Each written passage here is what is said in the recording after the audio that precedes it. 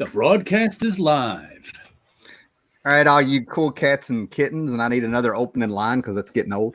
It was funny the second But it's time. only but a goodie, you know? It's oldie goodie. All right, we got the regular Hey cat. there, cannons and cannonballs. Yeah, we got the usual suspects here, but now we have Charlton66 here. Go check out his channel. Yep, got him on here. The brother from another mother there, up in right above the Mason-Dixon line there. Yes, Jared, a little bit further north, and you got Scott and I down here roasting in Virginia, which blows my mind. Yeah. So, The newly married Howler Mouse. Oh, the newly married Howler Mouse. Congratulations, man. I know I already told you that, but you know, never face to face. Congrats, man. Oh, it's cool. There's no difference in how we're living. Right, it's been right. I mean, it's cool. But besides that, I'm gonna go ahead and start with this disclaimer, get this out of the way, because I read these and it really made me mad. A few weeks ago, we had a show. A question popped up. Somebody asked, "What would I recommend to buy today?" And I was just like, so I'll just say Black Hammer because I've been hearing good things about it. And I ended up getting quite a few issues of Black Hammer, 3 for $1. Nice. Yeah, 3 stories for $1. And it was, these were like 65 cents a piece. I had number 1 of the Black Hammer Justice League, the encyclopedia. I got a pretty good feel of this Black Hammer stuff, and it's shit. I'm like, here it comes. Yes, it's crap. Unless you like wallowing in misery and having everybody being like, "Oh, I'm a poor superhero trapped on a farm." I mean, there's not any likable characters. One little girl's running around like, "I miss having tits," and I'm sitting here like, "What are they're all whiny and gave up and all this stuff, but they're trapped on a farm because to save the universe because they had their big crisis and stuff." And there's nothing original in here. These are all just different versions of heroes and stuff. There's nobody really, That's what actually made me not like it. I read the first couple issues way back when. And I'm just tired of comics that are about thinly veiled versions of other superheroes. This is what's made. How many times can I read a take on the Justice League? That's been like every comic in the past 50 years. From yeah, it's just kind of like, there's a thinly veiled version of Superman, a thinly veiled version of Wonder Woman, a thinly veiled version of Batman, a thinly veiled version of the Flash. Astro City did it well. The Boys did it well. Planetary did it well. They weren't about that. There you go. There weren't. I thought Black Hammer was like a darker version of Astro City. You thought Black Hammer was a darker version of Astro City? Yeah, like the character development. That's how I kind of saw it. So but it's a crap in that form. So it's like a Xerox of a Xerox of a Xerox. Yeah, exactly.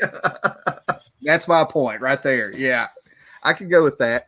But go ahead, Jared. Yeah, go ahead. You're on a rant there. Yeah. I was just thinking that's one thing I'm just so tired of thinly veiled versions of. Come up with something new. Yeah, I mean, I don't mind when like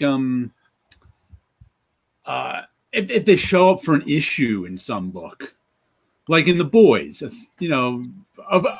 course the main super villain, whatever his name is, superhero, is a Superman like character.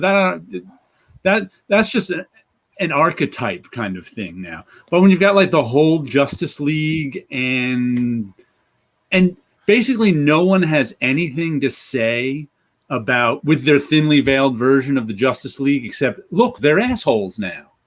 Now that's like everybody's take about. It's like it's kind of like We're actually on the same page on a few things here for a change here and stuff like what the Boys did, Astro City did.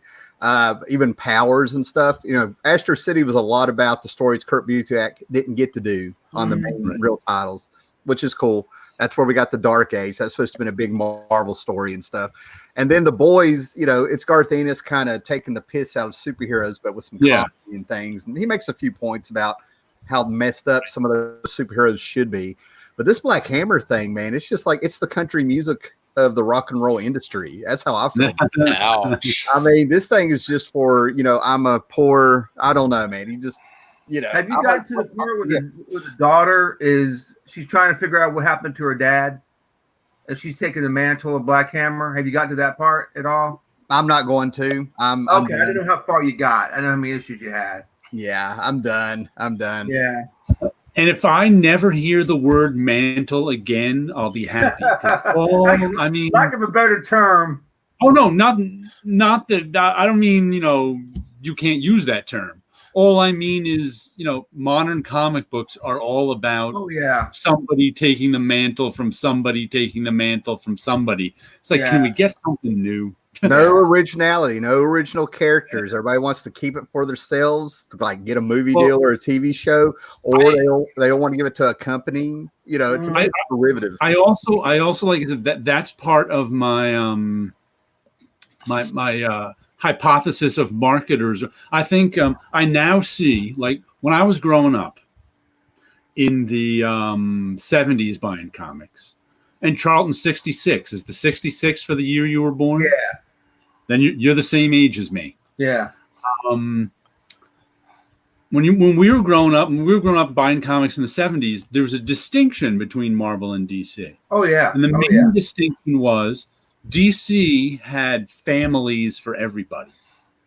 There was the Superman family, there was the Batman family, whatever. Actually, there was really only those two. They're two big guys. There was not really a Wonder Woman family, but The Marvel Partridge had. Family. Man, Marvel had no families. Right. There was just individual heroes. There was now witches and androids sleeping together. Yeah, weird stuff like that. But as I got older, and I didn't realize this till later on. I think all comics are Silver Age DC now, and I think that's a marketing thing because also like there's now a Spider-Man family, a Wolverine family. Yeah. Everybody's got 9 different characters, and I think that's just kind of. It dilutes the property. Yeah. Right. It dilutes the property, but I also think it's almost unstoppable in that there's a video you can find about from Steve Jobs talking about when the marketers take over a company kind of thing. And when he describes it so succinctly, and he says something like in the beginning of a company, the product guys are the ones who drive the company because they're inventing a product. Right. And think of the product guys as the creative guys in comics. It's the guy, Ditko and Lee, the guys who created Spider-Man, the guys who created Wolverine. Those are the product guys. And when they're in charge in the beginning, the product is everything. But once the product is so successful that you have a monopoly, and a monopoly in the comic book world would just be a popular character, meaning that you've got Spider-Man, which is one of the most popular characters in comics, so that you've got a monopoly on Spider-Man stories. And as you said, now once you're in a position where you have a monopoly on something, the product guys can no longer do anything in terms of affecting the company. Because what Xerox makes a better copier. They've already got a monopoly on copiers. So making a better copier isn't going to sell any more copiers. And he also points to, Coke or Coke. To Coke, a new product is a new bottle, a new label. And that's so once you get to the point where you have a monopoly on something, the product guys really can't affect the bottom line anymore. So it's the marketers who can now affect the bottom line. Now the guy who can affect the bottom line is the guy who says, hey, let's make 2 Spider-Man comics. Yeah. And then you make 2 Spider-Man comics and you've got a second best-selling comic. The creative guys maybe wouldn't want to do that because it dilutes the Spider-Man comic. And so I think that's what happens. As a company matures, the marketing guys get it more in charge, who say, well, let's create a female Spider-Man. Let's create a teenage Spider-Man. Let's create a Hispanic Spider-Man.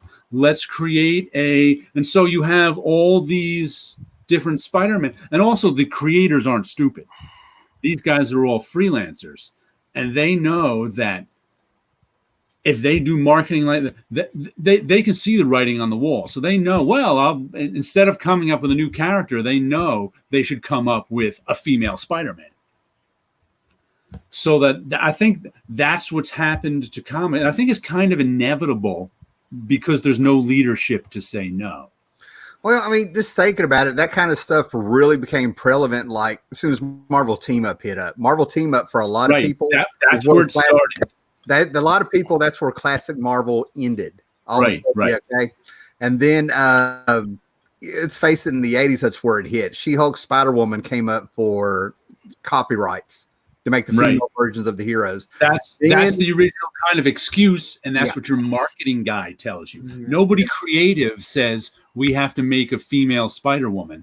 It's the marketing guy who says, well, if you want to protect that trademark, you better come up with it before someone else does. And then in the 80s, I mean, Marvel had Wolverine and or the Punisher, and then sometimes Spider-Man, even on the cover. I've got a What The book where it's got all three of those characters, but they make it clear they're not even in the book.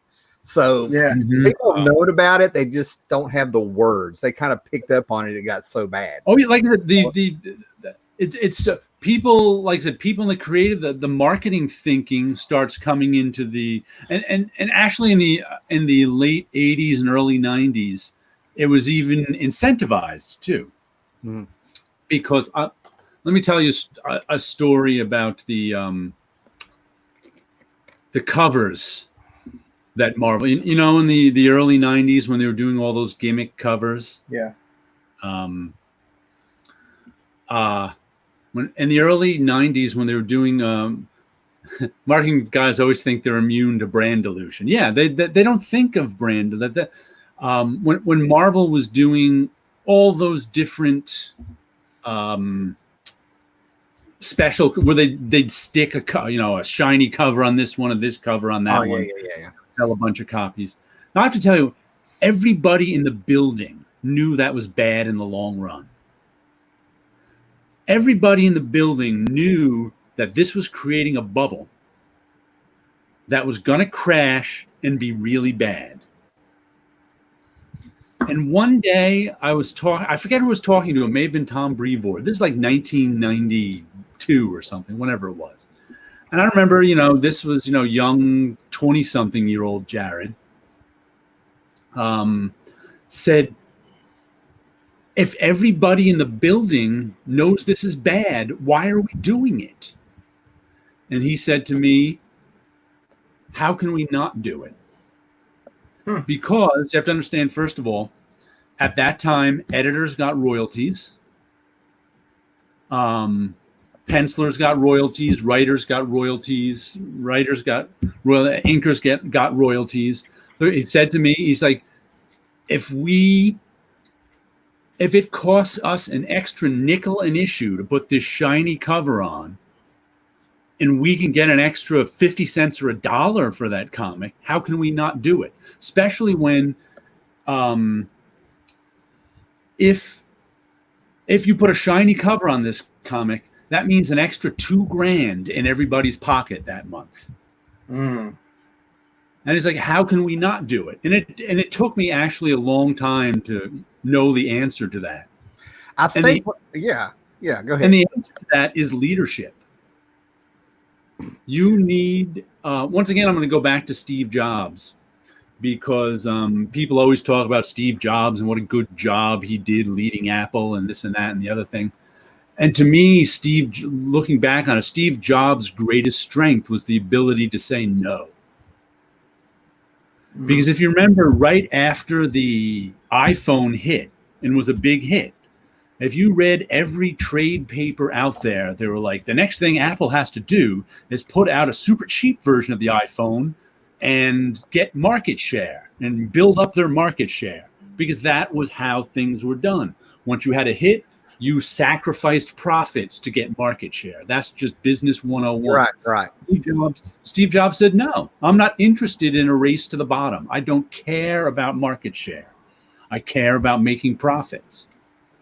And that ability to say no is what would have gotten Marvel out of that situation. Like I said, everybody in the building knew that these specialty covers were going to crash the company. Everybody knew it. They were like, we're going to piss off. We're eventually going to piss off all our fans, and they're going to stop buying comics. Everybody knew it. Everybody saw it coming. Nobody knew how to stop it. And the only way to stop it would have been leadership, but there was none. Wow. Yep. Hit the nail on the head there. Yeah. Well, and going back from like being the reader point of view, it's when the crossovers were hitting big time at the same time. It's almost like you were just, there was more things adding to it if you were buying the comics at the time. You were getting hit with the crossovers.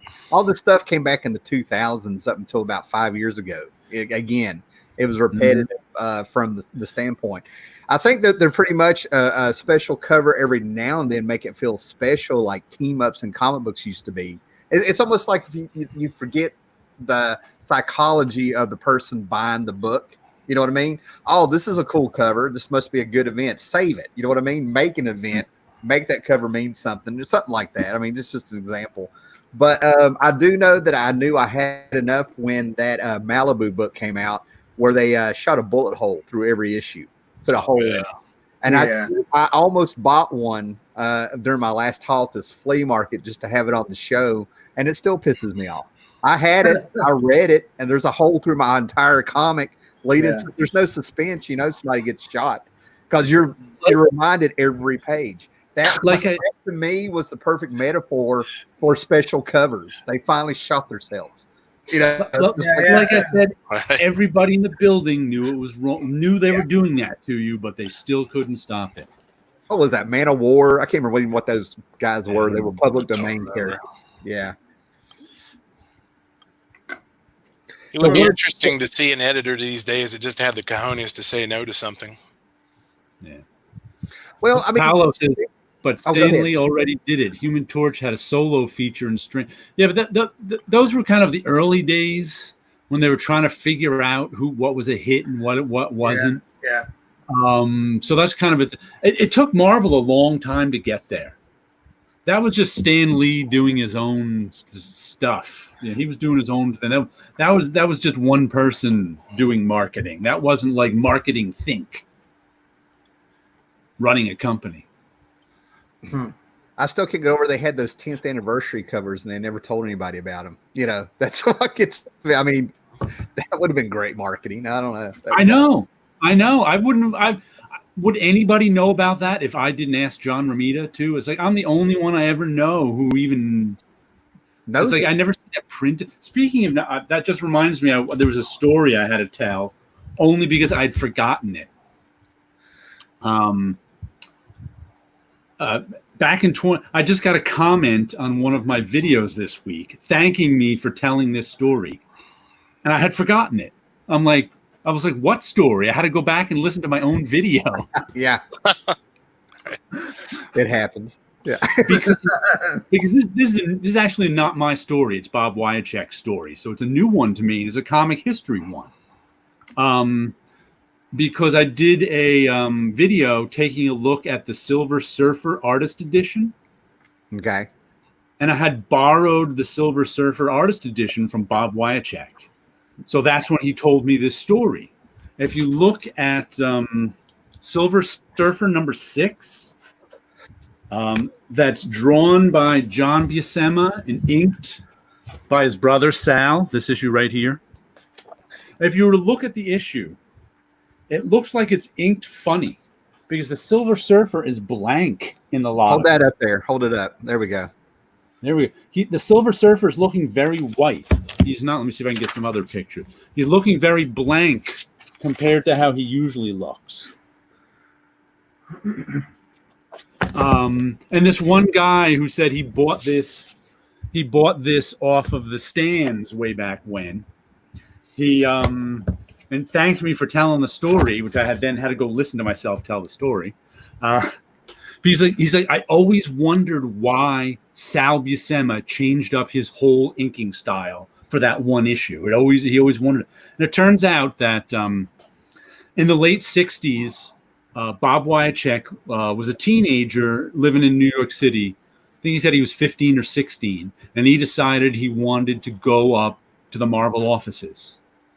So he went down to the Marvel offices, knocked on the door, went in, and Marie Severin gave him a little tour around the Marvel offices. And I think this issue was either in production and just coming out, or it had just come out, because she told him that they were going to do all of the Silver Surfer's shininess in a color hold. Okay. And what that means is you have to do all the ink all the shiny lines, usually on a separate piece of paper, and then send that off to the printer, the black line art and the color hold art, and they'll put them together. This is how you did things in the 60s. Except they ran out of time. So they sent the issue off with no color holds, and there was none of those lines are in. That's why the Silver Surfer in this one issue looks so blank compared to all the other Silver Surfer. See, I could totally get why that guy remembered that, because what happens we're all readers, and maybe you might see something here, but you get used to that style. You read the book, same. Oh yeah. It's like a back in the face almost. Yeah. He was like, "Thank you for telling that story. I've wondered for 50 years why." What happened? He couldn't figure out what was going on. I'm like, but like I said, I had to go back and listen to my own story because I had forgotten that. Man, yeah. Having the same team on a book for a long time, when you don't really pick up anything new or experimental they do, but when you find something lacking, something that mess up, you stick up. It's like being a cook in the military. Nobody thanks the cook, but let him mess up. Right. That's what it's like. Yeah. But that's one of those things. I wonder if Bob hadn't told me that story, it was one of those stories that's just lost to comic history. Yeah. Kind of looks like I didn't know. I've never read that anywhere. In the early days of all the comic book guys coming on here and doing this, I know it's we're going on over 10 years of this stuff going. I wanted stories like that at the beginning not to be forgotten. I wanted stories that diner we talked about, where that's where all the guys from Marvel would go down there and talk about stories over lunch that we were talking about and stuff like that. Those stories are going to be gone. You know what I mean? Like nobody's preserving those stories. And I always wished that these YouTube videos and stuff would be people doing that, That's why I wanted to tell this story this week here, because I'd already forgotten it. There's a giant-sized Defenders or an annual or something that tells of that coffee shop. It says the story was created at the whatever coffee shop, and all the artists and writers were listed as them corroborating to get this story out, this giant-sized issue of Defenders. See, that makes sense. The Apollo Diner around there. Yeah. I always wondered how people knew about this. This is way before internet and stuff. And you was, every now and then, if you ran into these older guys, talking comics when you're a kid, you'd hear these stories, but you were just sort of like, how the hell would they know? And then you're finding out it was the Defenders, And I think that's what a lot is missing now in comics, that they're not hanging out like that. Everything is piecemeal. People can live in Europe and Southeast Asia, wherever, and things are just sent in. There's no cooperation. They don't get together and say, "Hey, let's do this, let's do that." There's none of that. It used to all be in New York City. Yeah, exactly. There was a center point, and now with DC, even in LA. Oh yeah. Less. Yeah. I never really thought about it, but I do remember when I started going to cons, probably late 90s or something, whatever it was, and I was finally meeting these people. I would kind of ask a question here and there, like it was just normal to like us talking here.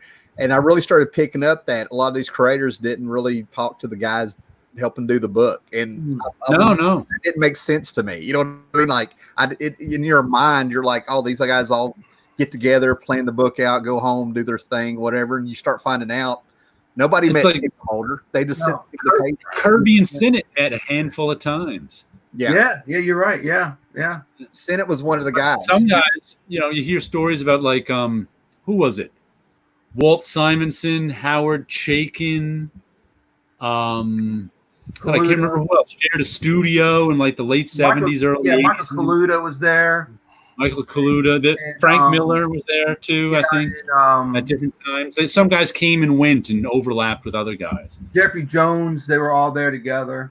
Well, they had a book called The Studio. That was Jeff Jones. That was Jeff Jones, Mike Kaluta, Barry Windsor Smith, and Bernie Wrightson. Yeah. Okay. I'm not going to lie. I've been waiting on Scott to pop in. I was sitting here like, what's he doing? Those are my guys right there. Yeah, right. All of our guys, really, right? There's a book called The Studio that was an art book from their time together. Fantastic book. Yeah. One of the things too, back in the New York area, back in the 60s and 70s, they would have meetings that some people called First Thursdays or First Fridays, where you'd have a lot of people that work for both Marvel and DC get together at informal parties at people's houses, and they would show off artwork and trade stories. So, a lot of people in the industry knew each other. Then there was also Westport, Connecticut. It's like all of the comic strip artists in the world lived in Westport, Connecticut. It's kind of crazy. I wonder if that was due to publishing.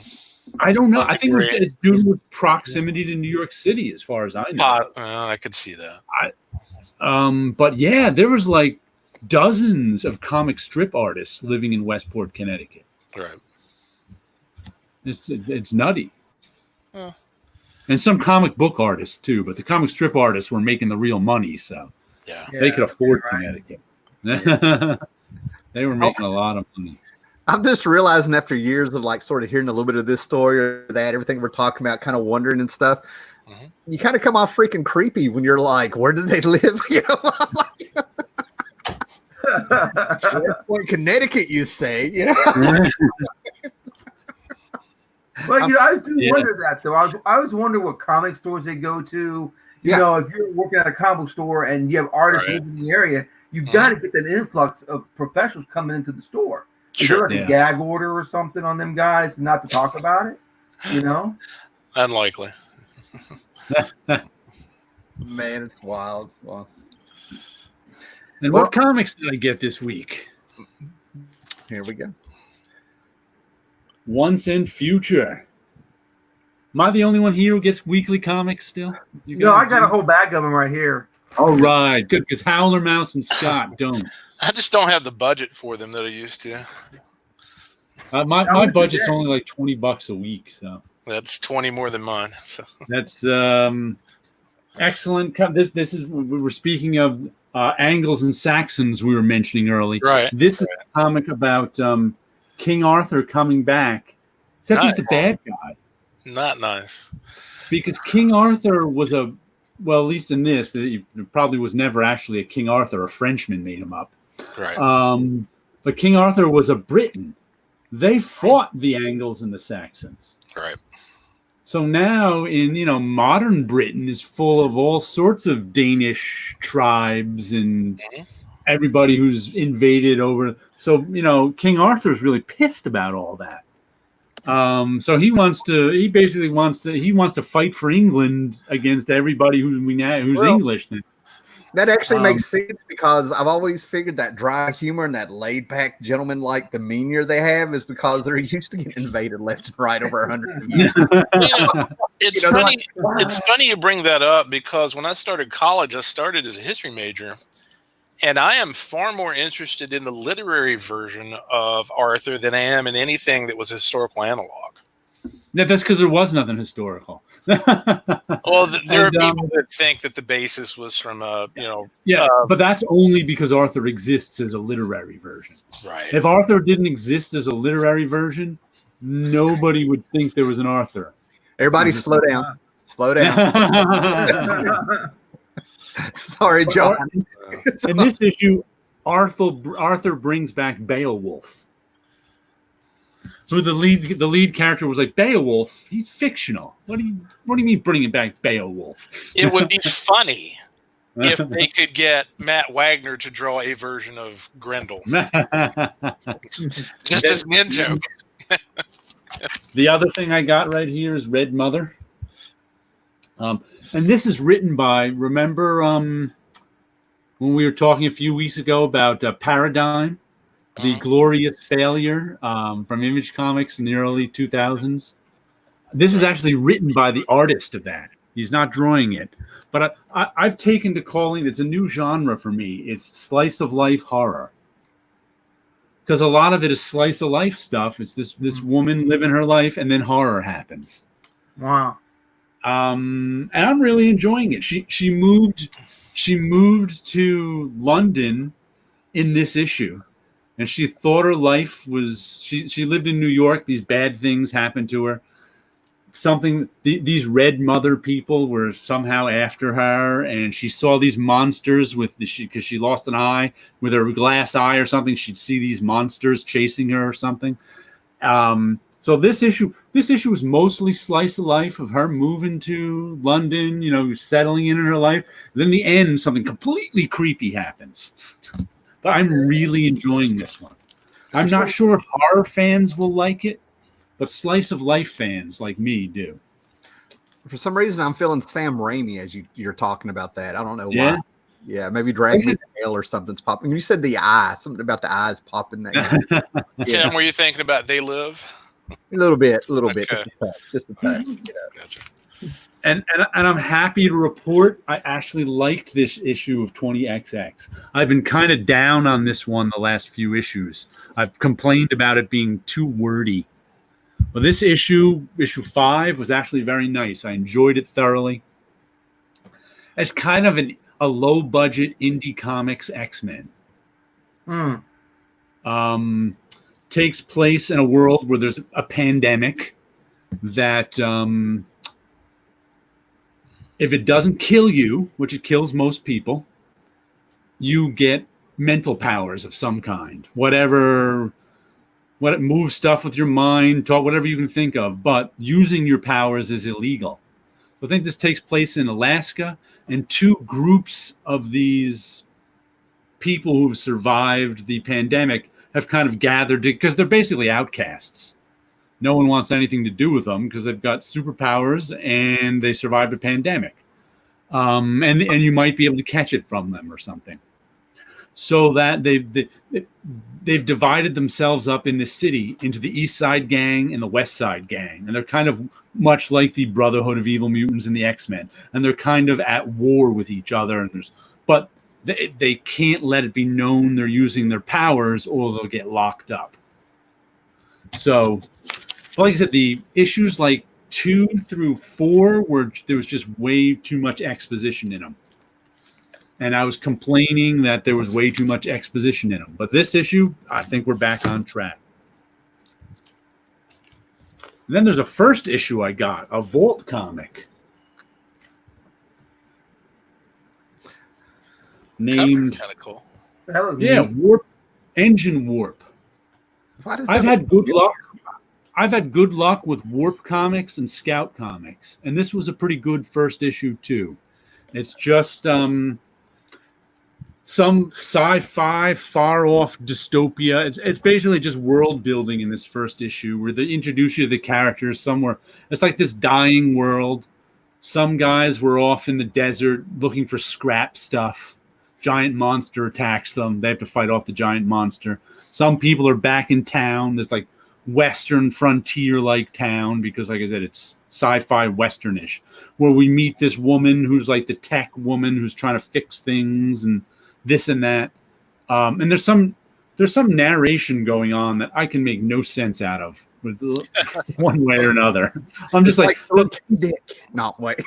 Yeah, there's a narration going on over the story talking about the world. And I'm just this narration makes no sense right now. So I'm going to ignore it. All right. When you held up the cover, I had this weirdest deja vu. I swear I thought you'd shown that before. And then you started talking about the story. And I'm like, I'm still having deja vu. It's odd. Okay. Yeah, keep going. It could be I'm describing it similar to Drifter, which was a series I really liked a few years back. But anyway, at the end of it, the head, this petrified head the guy brought back, turned out to be some sort of robot head that's been there for thousands of years, and the girl plugged it in and it started taking things over. So we'll see what happens. But a very enjoyable first issue. Cool. The title sounds very much like a sci-fi fanzine from the 70s. It's heavy metal. Yeah. I could see that being in heavy metal. I mean, that cover from a distance could be Mobius, And the logo is annoying because they take the P and flip it upside down. And you can barely. I was like engine. I'm sure this has got to be Engine Warp and not Engine Warb. That's what you mean. And I tried to read the indicia, but the indicia is printed so small and blurry that you can't read the name in the indicia, and it's printed black on red. So it's like, Right. I can't even tell if the D is upside down or back. I assume it's engine warp, but I'm not 100% sure. It could be engine warp. I'm going to have to get online and get a previews or a comic book shop or something. And the last thing I got, real quick before you go on, what was the King Arthur book you were talking about? Once in Future. Once in Future. Once in Future. Reference to the Once in Future King. Yeah. Tom Bagley, man. Me and him. I tell you, me and him. Kieran Gillen and Dan Mora on art. Savage Dragon 250. How crazy is that? This guy did 250 issues of his comic. You know what? If he included the 3-issue miniseries that Eric Larson did, and I think he went on a honeymoon, so the third one took like 9 months to come out, and he said, "I told you it'd be late." It'd be 253 because that's the issue number 1 of the miniseries that came out. Yeah, and he reprinted. This is the very first Dragon story that appeared in graphic fan. So he reprinted that in the back and he colorized it. So this is like the original 83 or something. I think that was from 83. A long time ago, yeah. Yeah. But I enjoy Savage Dragon. It's one of my favorites. You know, it's fun to have it every month, and like I said, it reminds me most of Gasoline Alley, only because the characters age in real time. So wow, I was gonna say, where did that come from? Not from the art style. Yeah. Have you guys ever read Gasoline Alley, the original? Yes. Yeah. I only read that when who was it? IDW started reprinting it under the Walton Skizix name. I had never read it before then, and I was just blown away by it. I really, really think that Walton Skizix Gasoline Alley stuff is some of the best comic strips you'll ever read. Yeah. Oh my God, what was that? Oh my God, I can't think of the Caveman strip from back in the day. Why am I going blank on Alley-oop. Alley-oop and Gasoline Alley and Pogo. When I could get a hold of anything like that in the 70s, 80s and stuff, I would just flip through it, read it. That was some of the stuff phenomenal. that either kept or it disappeared. I don't know. I don't know how he got it, but that's the kind of stuff that would come through the house and then leave the house. I'm like, oh, come on. Well, yeah, the comic book historians just posted a very long interview with Fantagraphics owner Gary Groth. God, he's insufferable. I have heard that. Many people have reported that. Somebody asked Harlan Ellison if he had any regrets in life, and the first thing out of his mouth, he said, "Yeah, I regret that I ever got involved with Gary Groth." Wow. Everybody liked, what was the name of his partner? Kim Thompson. Kim Thompson. Who's passed on. Yeah, I think everybody seemed to think he was okay. Yeah. Everybody liked Kim Thompson and didn't. I think they were good cop, bad cop running that place. Possibly. All right. Real quick, I did a whole big video last week of what I picked up. Got a bunch of books after doing the math, because I bought from 2-3 people. It came to like 65 cents, right? And the 2 big things I got for 65 cents was the first appearance of Apocalypse, where I'm at. Yeah, right there. This is like my second or third copy. And then I got 65 cents. Yeah, 65 cents in the first appearance of Archangel. And this confused me because I also picked up the issue before this. This is X Factor 24. Number 23 has like 2 whole pages of him flying around after Apocalypse wants him to come out and show what the other horseman he can do, but he had a blue skull mask on, and he's flying around. But this is considered the first appearance. I mean, I totally get the Marvel cameo thing on the last page of the last panel, but he got like a good page, 2 pages in the issue before this. But 65 cents, there's a bunch of stuff. But the other thing I got that I kind of want to mention real quick is I don't know if anybody out there does Audible books, but I signed up for Audible. You get 1 free credit. I'm going to cancel. I'm totally, and they allowed me to do it. And I got the Neil Gaiman Sandman radio dramas of the first 20 issues that are pretty faithful.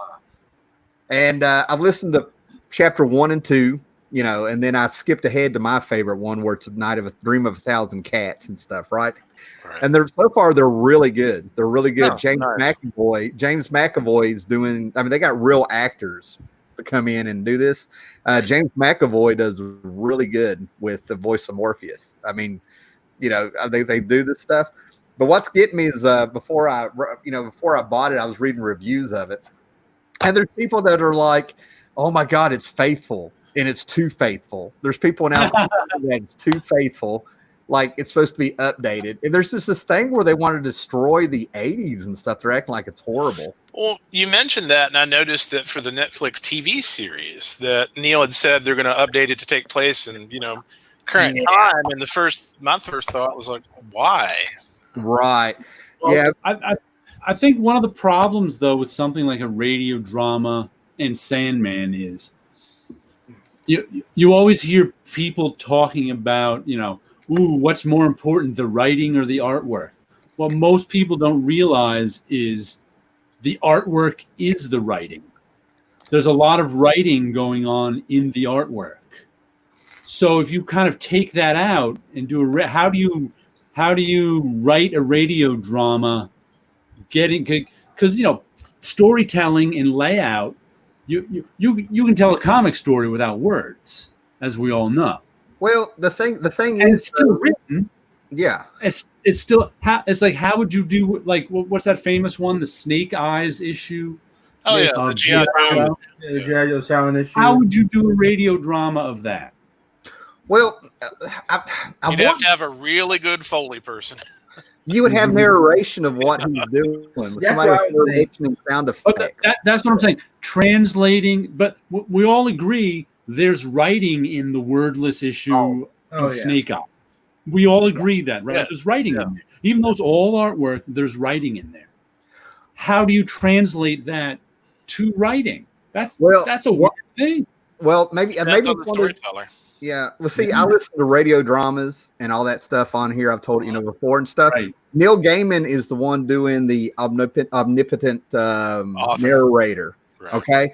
And then everybody's doing their parts. And there's a few things I know they're not going to be able to do. Like there's a part in the Doll's House where, what was the guy's name? Jared? I think his name was Jared. The kid from the Sandman, Jack Kirby's Sandman. Anyway, there's a part where he's dreaming and it's Nemo. It's the comic strip from the 20s. Right. Kind of an ode to it. I'm kind of curious how they're going to do that stuff. But they have an omnipotent narrator. I mean, they've translated one medium to another medium. So if you like radio dramas, this is a great radio drama. If you like a great comic, go read the comic. Right. I think one's going to lead you to the other. The idea of being faithful to a comic with a radio drama, I think, is an impossibility. They've done it. They're going by the story, the writing. And they're going by the stories, but you have to figure out a new way to tell the story. Well, it really depends on how the story is written to begin with. You could be faithful to the plot, I imagine. But that's all you can really be faithful to. Well, so far in 2 chapters, they've actually expanded what they wrote in the story. When you read the first issue of Sandman, knowing the material, there's just this one panel of Wesley Dodds as the Sandman. He dreams, might have 2 panels. He gets a full-on action scene that reminds me of the Shadow radio play for like 3 minutes. You know, I fly on the radio. They painted on. I would think you have to do that because you have to make the plot even deeper in a radio drama because you don't have the story of the art to tell you things. Well, one thing you may need to consider here is a lot of the target audience for this has already read the comics. Yeah, I imagine so. But even so, you can't be too faithful to it because there's no it's like, how would you, if you wanted to be faithful to a comic in a radio drama, how would you get across the impact of a double-page spread? Depends on the writer. I wouldn't. I wouldn't even know how. The other thing is, I just got through telling my wife. I told her, I've listened to the 2nd chapter, just telling her to kind of know what I'm doing and stuff. And I actually made the comment to her that I wished I could have listened to this radio drama without knowing the material. And yeah, that actually would have like been it's kind of like me wishing I could go back and read Watchmen and Dark Knight Returns and some Fantastic Four for the first time ever. You know what I mean? But with this one, it would have been interesting to not know the material, know the comics. I mean, I've been reading the comics since 1988. I revisit them like people like hippies revisit the Lord of the Rings. I reread chapters here and there. And I'm sure your mind's eye is playing out the comic book page as you're listening to the drama. The comic book page is laid out in front of you because you remember seeing it all the time. Right. But it's interesting that you brought that up because especially that first arc of Sandman, it was drawn by Sam Keith. I have always wanted to see in my mind's eye to see how Bernie Wrightson would have drawn that same arc.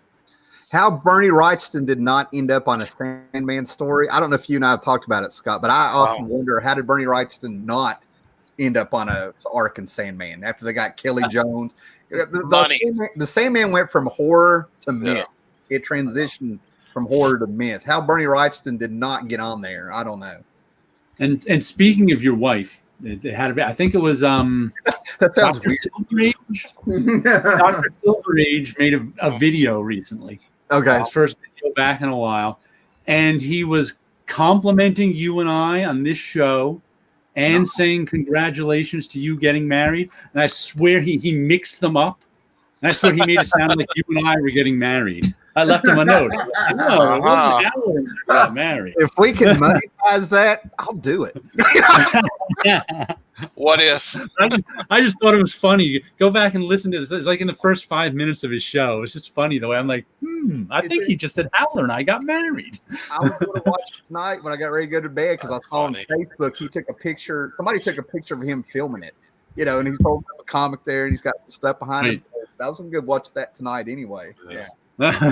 So go watch it. See if you don't think he said, I was just like, but I recommend the audiobook. So far, the only thing that really messed me up is if you read issue 2, they bring in the 3 witches from the Witching Hour.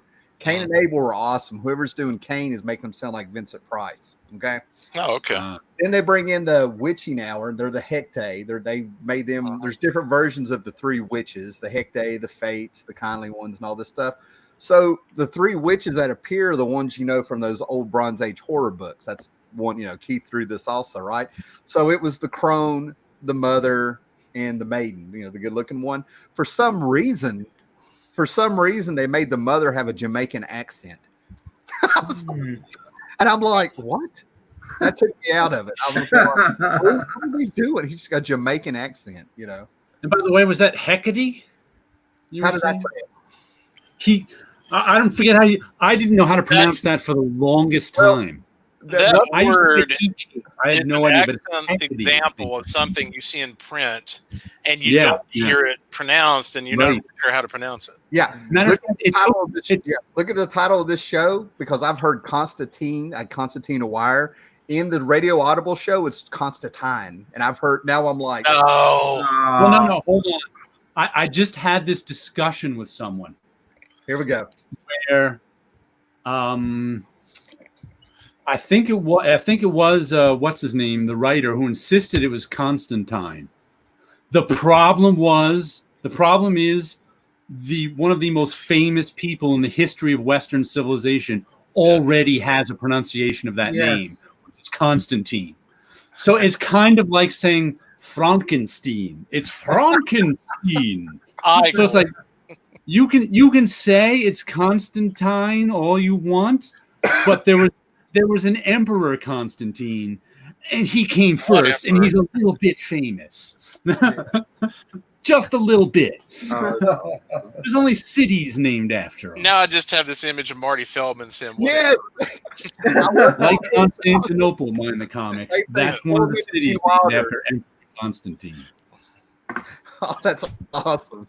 I like how now I can see this strip in my head. It's all written by Dave Sim, though. I don't know why. It's some of the funniest stories that people tell would make for great comics adaptations. Yes. Yeah. Well, I like anything as a comic adaptation. I'm okay with it. Comics is my favorite. All right. Though I have to admit, some of those 80s Marvel movies adaptations are not very good. That's an understatement. Right. I bought Sheena, if you remember Sheena. I finally got the marketing push for that one. Yeah. Tanya Roberts climbing up vines. Yeah, it's like, you know. I They was did do with that one. Well, Charleston 66, do you got books to show? You want to pop out there on us? Yeah, I got right now, currently I'm reading The Seth Dominion. It's I've got that Cavern. one and I haven't even cracked it yet. Yeah, it's pretty good. It's got a DVD with it. Right. Yeah, I'm reading that right now. I picked I up got that one for Christmas. Somehow haven't looked at it. Seth's my favorite. I don't know how I haven't looked at it yet.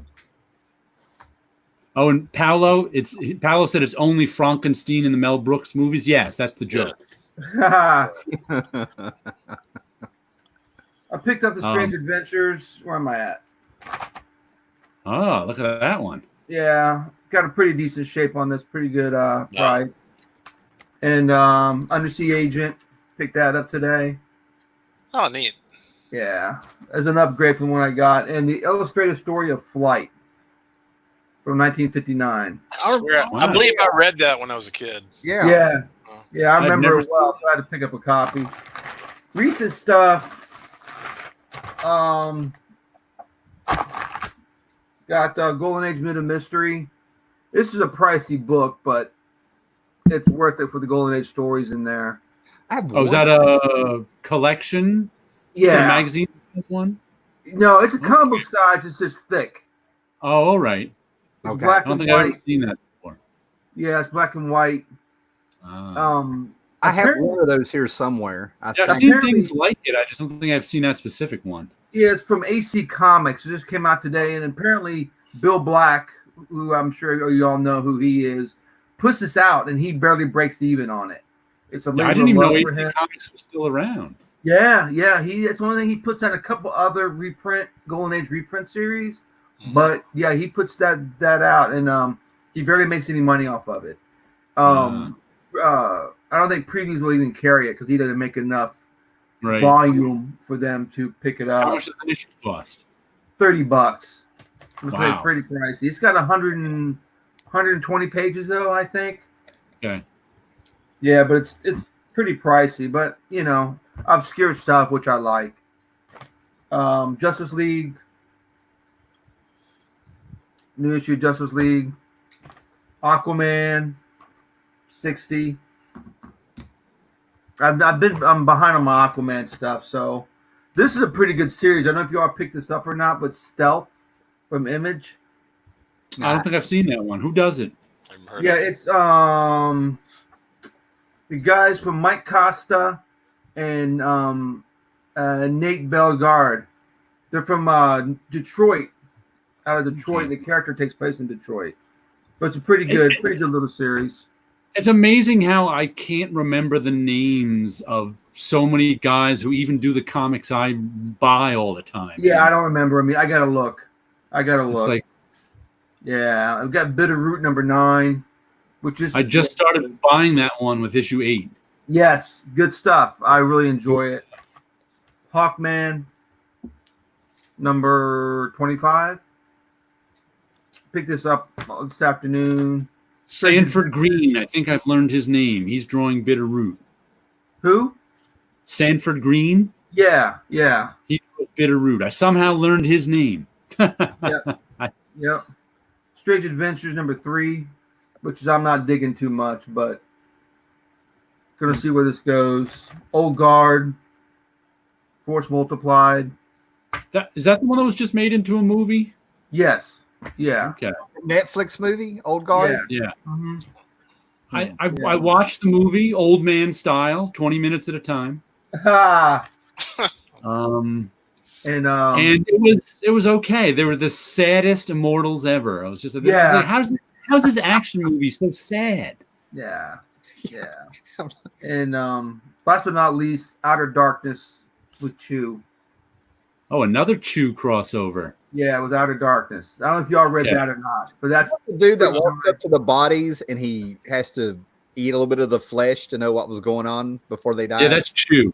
See, I have issue 1. I just never continued. After I Darkness. think I is read the preview or something. Is that Jeff Lemire also? Who, Out of Darkness? Chew. Oh, I don't know. No, that's somebody, I can't remember his name. John Layman writes the Outer Darkness. Yeah. So I don't know if he does Chew or not. I think he writes Chew also. Okay. But yeah, Outer Darkness is pretty cool. I just read Jeff Lemire's Royal City too. Oh, I haven't seen that. Have you read that one, Tim? No.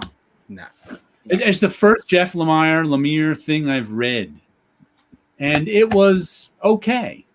I really liked the art he drew. I really liked his storytelling in the art, but the story was kind of just okay. Because from reading some of his editorial, I don't think he nailed down what the story was till the end. Wow. And it was in Royal City, because like in the beginning of it, it was about this family who lived in Royal City. And Royal City was kind of a big character in the story. How, was it this city that, made everyone sad or whatever?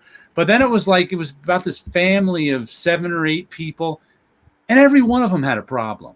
Every one of them was like, this one was the alcoholic. These 2 had the bad marriage. This one was secretly gay. This one wife was working against the husband. This one, the husband hated it. So it's like every single person, any issue you would think of that someone could have, one of the characters had. So it was just kind of like he matched up. By the end, it kind of was a little bit, when it stopped being about the city and started being a little more about the family, it ended up being better. But overall, it was just kind of not great, not terrible. I reread Moonshadow this year too for the first time since the 80s and enjoyed it thoroughly. Nice. I'm on issue 3 of my reread, and it's amazing the things I'm picking up on. This is the first time I can't stand Ira. Like, I thought it was all fun and games, and and now I'm like, that son of a bitch. I'm like, I not like him at all. I mean, I thought he was like, just kind of funny, hoo-ha, big cartoon walking around. Of course, he's going to be selfish. No. Now all of a sudden, it's like I'm seeing it in a different light. Right. I'm going to interject this real quick, and then I told y'all I might have to take a minute there. But this Tales of the New Gods trade, if I can get it. Simonson? Well, these are backup stories. Well, this reprints the Steve Rude, Mr. Miracle one-shot from the 80s, okay? Then it pulls out John Byrne backup stories from Jack Kirby's Fourth World, and then Walt Simonson's Orion, right? And it's really good. I mean, if you like it and stuff, but here's some of the other people. I think Byrne and Simonson wrote most of the stories. Don't quote me on that. But what I like about that is when it tells you who's in this, it says, comics medium written and drawn by John Byrne, Walt Simonson, Steve Rude, Frank Miller, Jim Lee, Jeff Loeb, Art Adams, Dave Gibbons, Howard Chaykin, and others. The others they wouldn't name, Eric Larson. Wow. John Paul Leon is in here, but he was on Earth X. He's not a big star, but they stopped at Eric Larson. But the reason I'm bringing this up again in this trade, I mean, this is at Ollie's for $4. The trade came out in the 2000s, and it's cool. But I started flipping through this and started thinking I was missing an issue. It messed with me, right? Until I read the back of the freaking book. A never before published Darkside Tale written by Mark Miller and penciled by Steve Ditko. New Ditko work. Wow. That you can get anywhere but this trade if you guys are Ditko nuts. Is that a recent purchase from Ollie's? Yeah. I got this at Ollie's. If I see another one, I'll grab it. Okay. Anybody, for you and stuff, man, or anybody else that wants one. But I got this in Tennessee, not at a local Ollie's. So I'm out for it. But it was $4 with a brand new. Why do you not print a Ditko story? I don't know. Yeah, that's weird. That just reminded me too. I think I saw Walt post something about that. He was happy because the stories were in order or something like that. Because I think it was when they did the New Gods omnibus or something. Rob Liefeld got a snub too. Yeah, go ahead. Sorry, man. Because if I remember, I've never read those, but I think the stuff that Walt did was either some of his New Gods stuff. There was always a backup story in the issue. Orion. And and they pulled the backup stories out and put them all in the back of the book or something like that, which meant they weren't read. That wasn't the order they were meant to be read in. They were meant to be read with the book. So I remember Walt being a little annoyed at that because you're not supposed to read all the main story and then go back and read the backups. That's not how it's supposed to be. It was out of order. So, but I do recommend this just because it's fun. Oh, heck yeah, man. Yeah. I think it has the origin of Darkseid being told. You actually get to see Darkseid when he put his armor on for the first time. You didn't know it was him as you followed the story. He still had like human flesh instead of that stone look. Yeah. That makes me think of the Kingdom Come. We thought Darkseid was there, but you didn't know who it really was until you saw the face and you realized who it really was. Yeah, it was that was pretty cool. Yeah. I like how he kept the Dutch boy bowl cut. Yes, yeah, exactly. Like he grew that red hair. Darkseid. He hasn't died, and it's like he turns around. I'm like, oh my god, it's not him. And he kept the unibrow. That was, Alex Ross has drawn and painted a lot of fantastic stuff that you would never imagine how it looked realistically. And I saw the unibrow. I'm like, well done, Alex. All right, guys, we'll be right back. Sorry, guys. Okay. He's got to run off.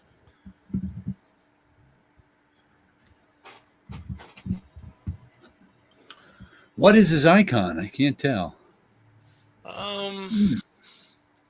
I don't know. It looks like somebody with a butterfly on its face. I can't tell. I don't know. One thing I read this week that surprised me was, we were speaking of Munden's Bar earlier. Yeah. And because usually I finished reading Grimjack issues 1 to 22, which were the ones in my collection. Cool. That's what I've been going back since I've got the time now and pulling stuff off my shelf to read. And I got to say, most of the Munden's Bar stories were not very good. They're just little 6-page stories in the back of Grimjack and done by whoever. And they were just kind of But the last one in issue 22 was drawn by Brian Boland. Ooh. Oh, okay. It was really nice. Yeah. I was just like, wow, I've completely forgotten there was a Brian Boland Munden's Bar. Right. And I had to say, out of all 22 issues, that was the one I really liked. Huh. Let's look at our comments here for a second.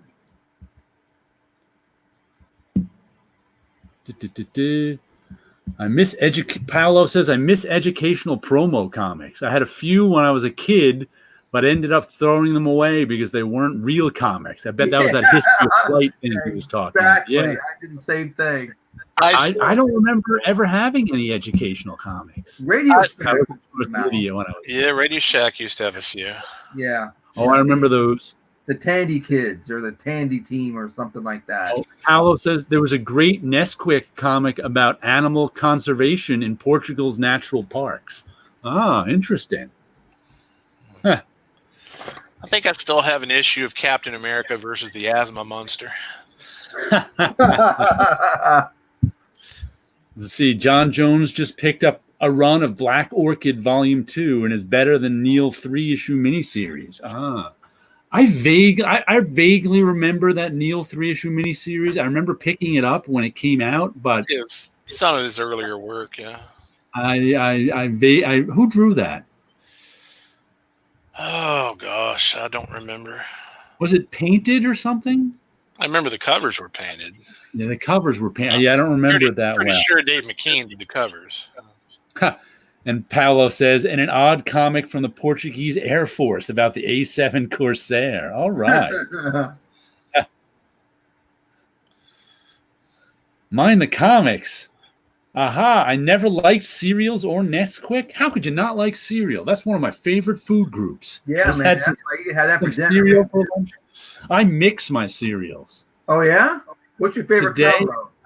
My favorite, well, I got a little tired of my favorite. Usually my breakfast combo is Cheerios, Rice Chex, and a little Lucky Charms on top. Wow. But for some reason, I got a little bored with a little. I like to mix up like the sweet cereal. I put a little on top. So this week I've been putting on Crunch Berries All Berries. So it's got none of the regular Captain Crunch in it, just the Crunch Berries. Yeah. So put a I little bit of remember- that on top. Way back in college, when you had to be creative on your budget for eating, we would literally eat Captain Crunchberry just right out of the box. No milk, no anything. Wow, that's hardcore. I can remember way back in college, I had a meal plan. Yeah. And part of the meal plan, they had these giant bins of cereal. Uh-huh. And one of the bins was Crunchberry Captain Crunch.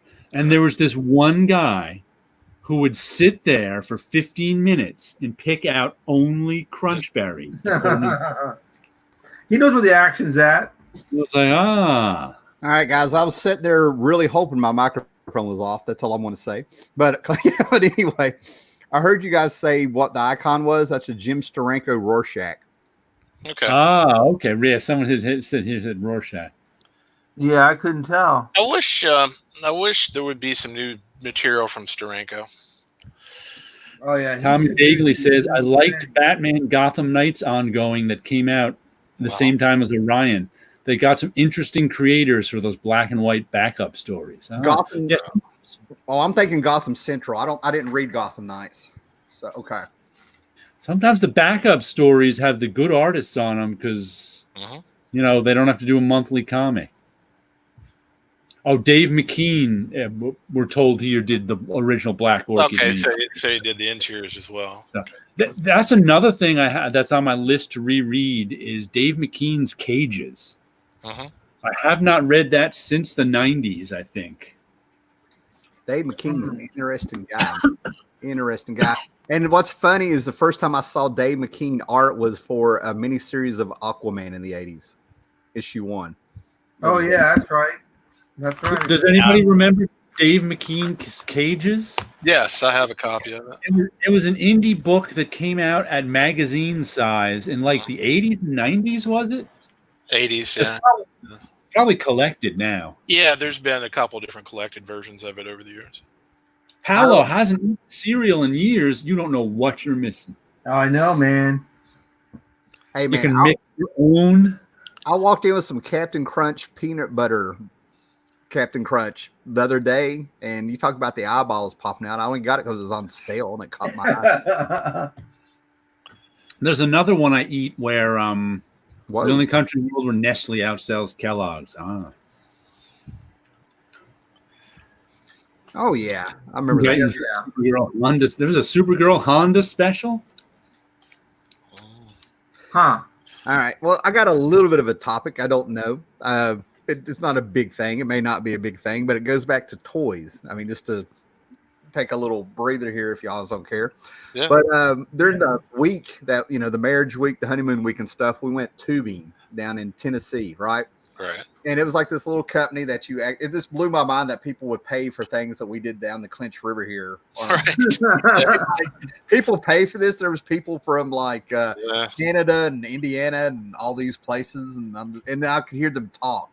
It was a bunch of people on yellow inner tubes. And we looked like a big, gigantic ducks going through there, like a flock of ducks. And I was like, we got to get away from these people. We went on. But what happened was, as we went down the river, I caught myself, I don't know, being a kid or something again. But as we went by these rocks and looking on, there's all these houses with no trespassing signs. You went by and all this stuff.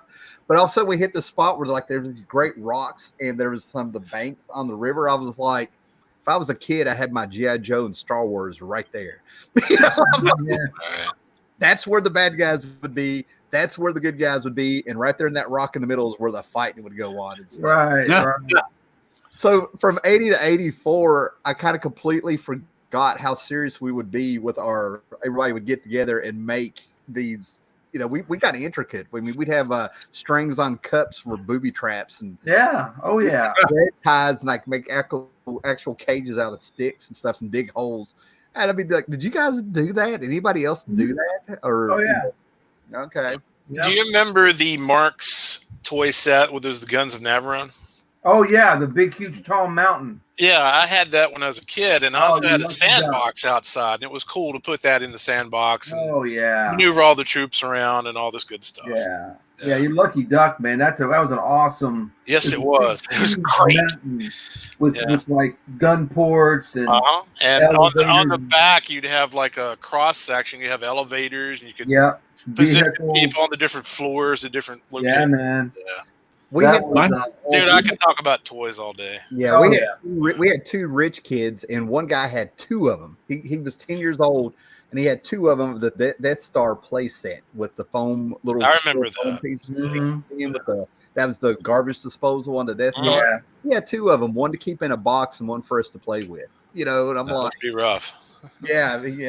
My favorite G.I. Joe toy was for the big G.I. Joes I had. Yeah. Was this tower. I think it came from a garage sale. It was a G.I. Joe tower. It was about 3 feet tall. It was orange. Had cross lacing that went up to this, tower on top. Oh yeah, I know what you're talking about. Oh, it's like every play session ended with that tower toppling over. And it was like a big fight over the tower with G.I. Joes, and then that tower would fall over. We made everything. I got big into making the zip line, taking our kite string and making the zip lines. Right. Yeah, we had one of those coming off the tower, of course. Yeah. It started out because a lot of them had the cupped hand, the kung fu grip, if you will, or whatever. Right. Slide on that, then I got it down to intricate. I mean, if I had known any kind of engineering back then, I'd probably been like, I had a G.I. Joe Viewmaster reel. Oh, that's pretty cool. Yeah. I still have Viewmasters. I still have a bunch of those. I actually had the Viewmaster projector. Projected up on the wall. Yeah. Having just read Joe Matt's Peep Show, I had forgotten that both Joe Matt and Seth from Seth's Dominion that Charlton 66 just showed us collected Viewmaster reels. That was one of the things they collected. So they were always looking for Viewmaster reels and fighting over Viewmaster reels in the comic itself. That's cool. Here's a cool book. Speaking of toys, it's called Space Toys of the 60s.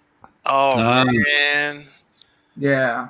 It's got all the stuff in here. Yeah, you're making me salivate here now. Yeah, man. It's got a whole bunch of cool stuff in here. What about Big Jim and the Wolf Pack? I remember having Big Jim. I remember the ads, but I never remember seeing them out in stores. Big Jim was that guy with the Dr. Steele. I always said I don't have any tattoos, but if I ever got a tattoo, it would be that Jack Kirby picture of Dr. Steele saying, "My slashing steel hand will make sure the last thing they see is my dragon tattoo." That's a yeah. I've loved that since I was a kid. Yeah. I have three different books on toys. One of them's just like TV themed toys, but this one about the action figures. These are worth getting because it shows you the actual packaging and stuff, Evil Knievel and stuff. Then it has Dune toys. They had Dune toys back in the day. Yeah. It's a I was a Micronaut kid. The superpower. I specifically gave up on toys in the late 90s because I wanted to buy comics. I found myself saying, "Oh, I'd like to get that, archive edition or something." But it's too much money. It's $40 or whatever. Yeah. But then I'd find myself dropping $25 on some random toys, and I'd like, you know what? If I don't buy these random toys, I can actually get those hardcovers. There's a Micronauts. I see him from here. That's what I was getting ready to say. Right there is about the time I was able to take that $5 allowance and start getting toys, because I knew some kids that were about 10 years old over the hill and stuff, and they got tired of me coming around, man. I tried. It's like I tried to. I was this annoying kid coming by every day. Can I see Sam's toys? But the Micronauts, just right there, it was turning into Star Wars and the He-Man. Yeah. Right around there. So I would see these Micronauts and I was like, where do you get these? And they had these metal, 6-inch Shogun Warriors. Yeah. Oh, yeah. Yeah. That's an era there, that late 70s. There's so many toys I want because I saw everybody else with them. And I'm like, where do you get these? You also saw them in the Sears catalog. Then you lusted for them the remainder of the year as well. You're right. Yeah. I'll tell you a Micronauts toys story. No. This is about 1997 when eBay first comes around. And I'm at there was anywhere from 6 to 12 people at Marvel buying old Micronauts toys off of eBay. getting all the. It was really the first time you could easily get this stuff. Yeah, was yeah. when eBay was happening. So I'm sitting around the bullpen one day, and Dave Sharp, who's a letterer, still is doing letter. You can find his lettering in all sorts of comics. He was in the bullpen in those days. Is reading some toy magazine, and in it, there's a little article about the recent inflation in prices on Micronauts figures. And he looks over at me and goes, I think that was us. Like, everybody here has been buying so many Micronauts toys, we drove the prices up. All right. Yeah, man. Me and a guy named Constantine Bromstar, for you old guys on YouTube here, right? When it came on there, man, Commandy and Atari Force were the series that I've always liked. These are the hidden gems and all this stuff, right? Atari Force, oh yeah. Well, all of a sudden, it was like everybody thought they had to have a Commandy #1 when they started their channel. Like, can I be part of the club now? And we, Yeah, right. Commandy #1 was being bought years ago. right. And then, oh God, what were those channels? Oddfellows Thoughts. And I can think about 6 Right. other channels. I see them and all this stuff. They started complaining that now when they go to the comic book shop, the Commandy books shot up. And I think it was because of us. Now, this is over a course of 3 years. This wasn't just a flash in the pan. Yeah, You know, yeah. 2010 to at least 2011 to 2014-ish. Everybody was buying Right. it to show off in their videos. And I think we're the reason Commandy Yeah. back issues went up. It's amazing how a little thing can do that sometimes. Absolutely. Yeah. Because I saw Commandy. I mean, I got a big chunk of my Commandy books in dollar boxes throughout the 90s. You know, I Yeah. mean, That's like I'm in some group on Facebook called like Pacific to First Comics, Yeah, indie comics of the I'm in that 1980s. Right, Yeah, you're in I'm there that too. one Yeah. And I posted Max of the Regulators this week, which was just a weird little indie comic from the early 80s. Like 2 or 3 people were like, oh, I'm going to go try to pick that one up.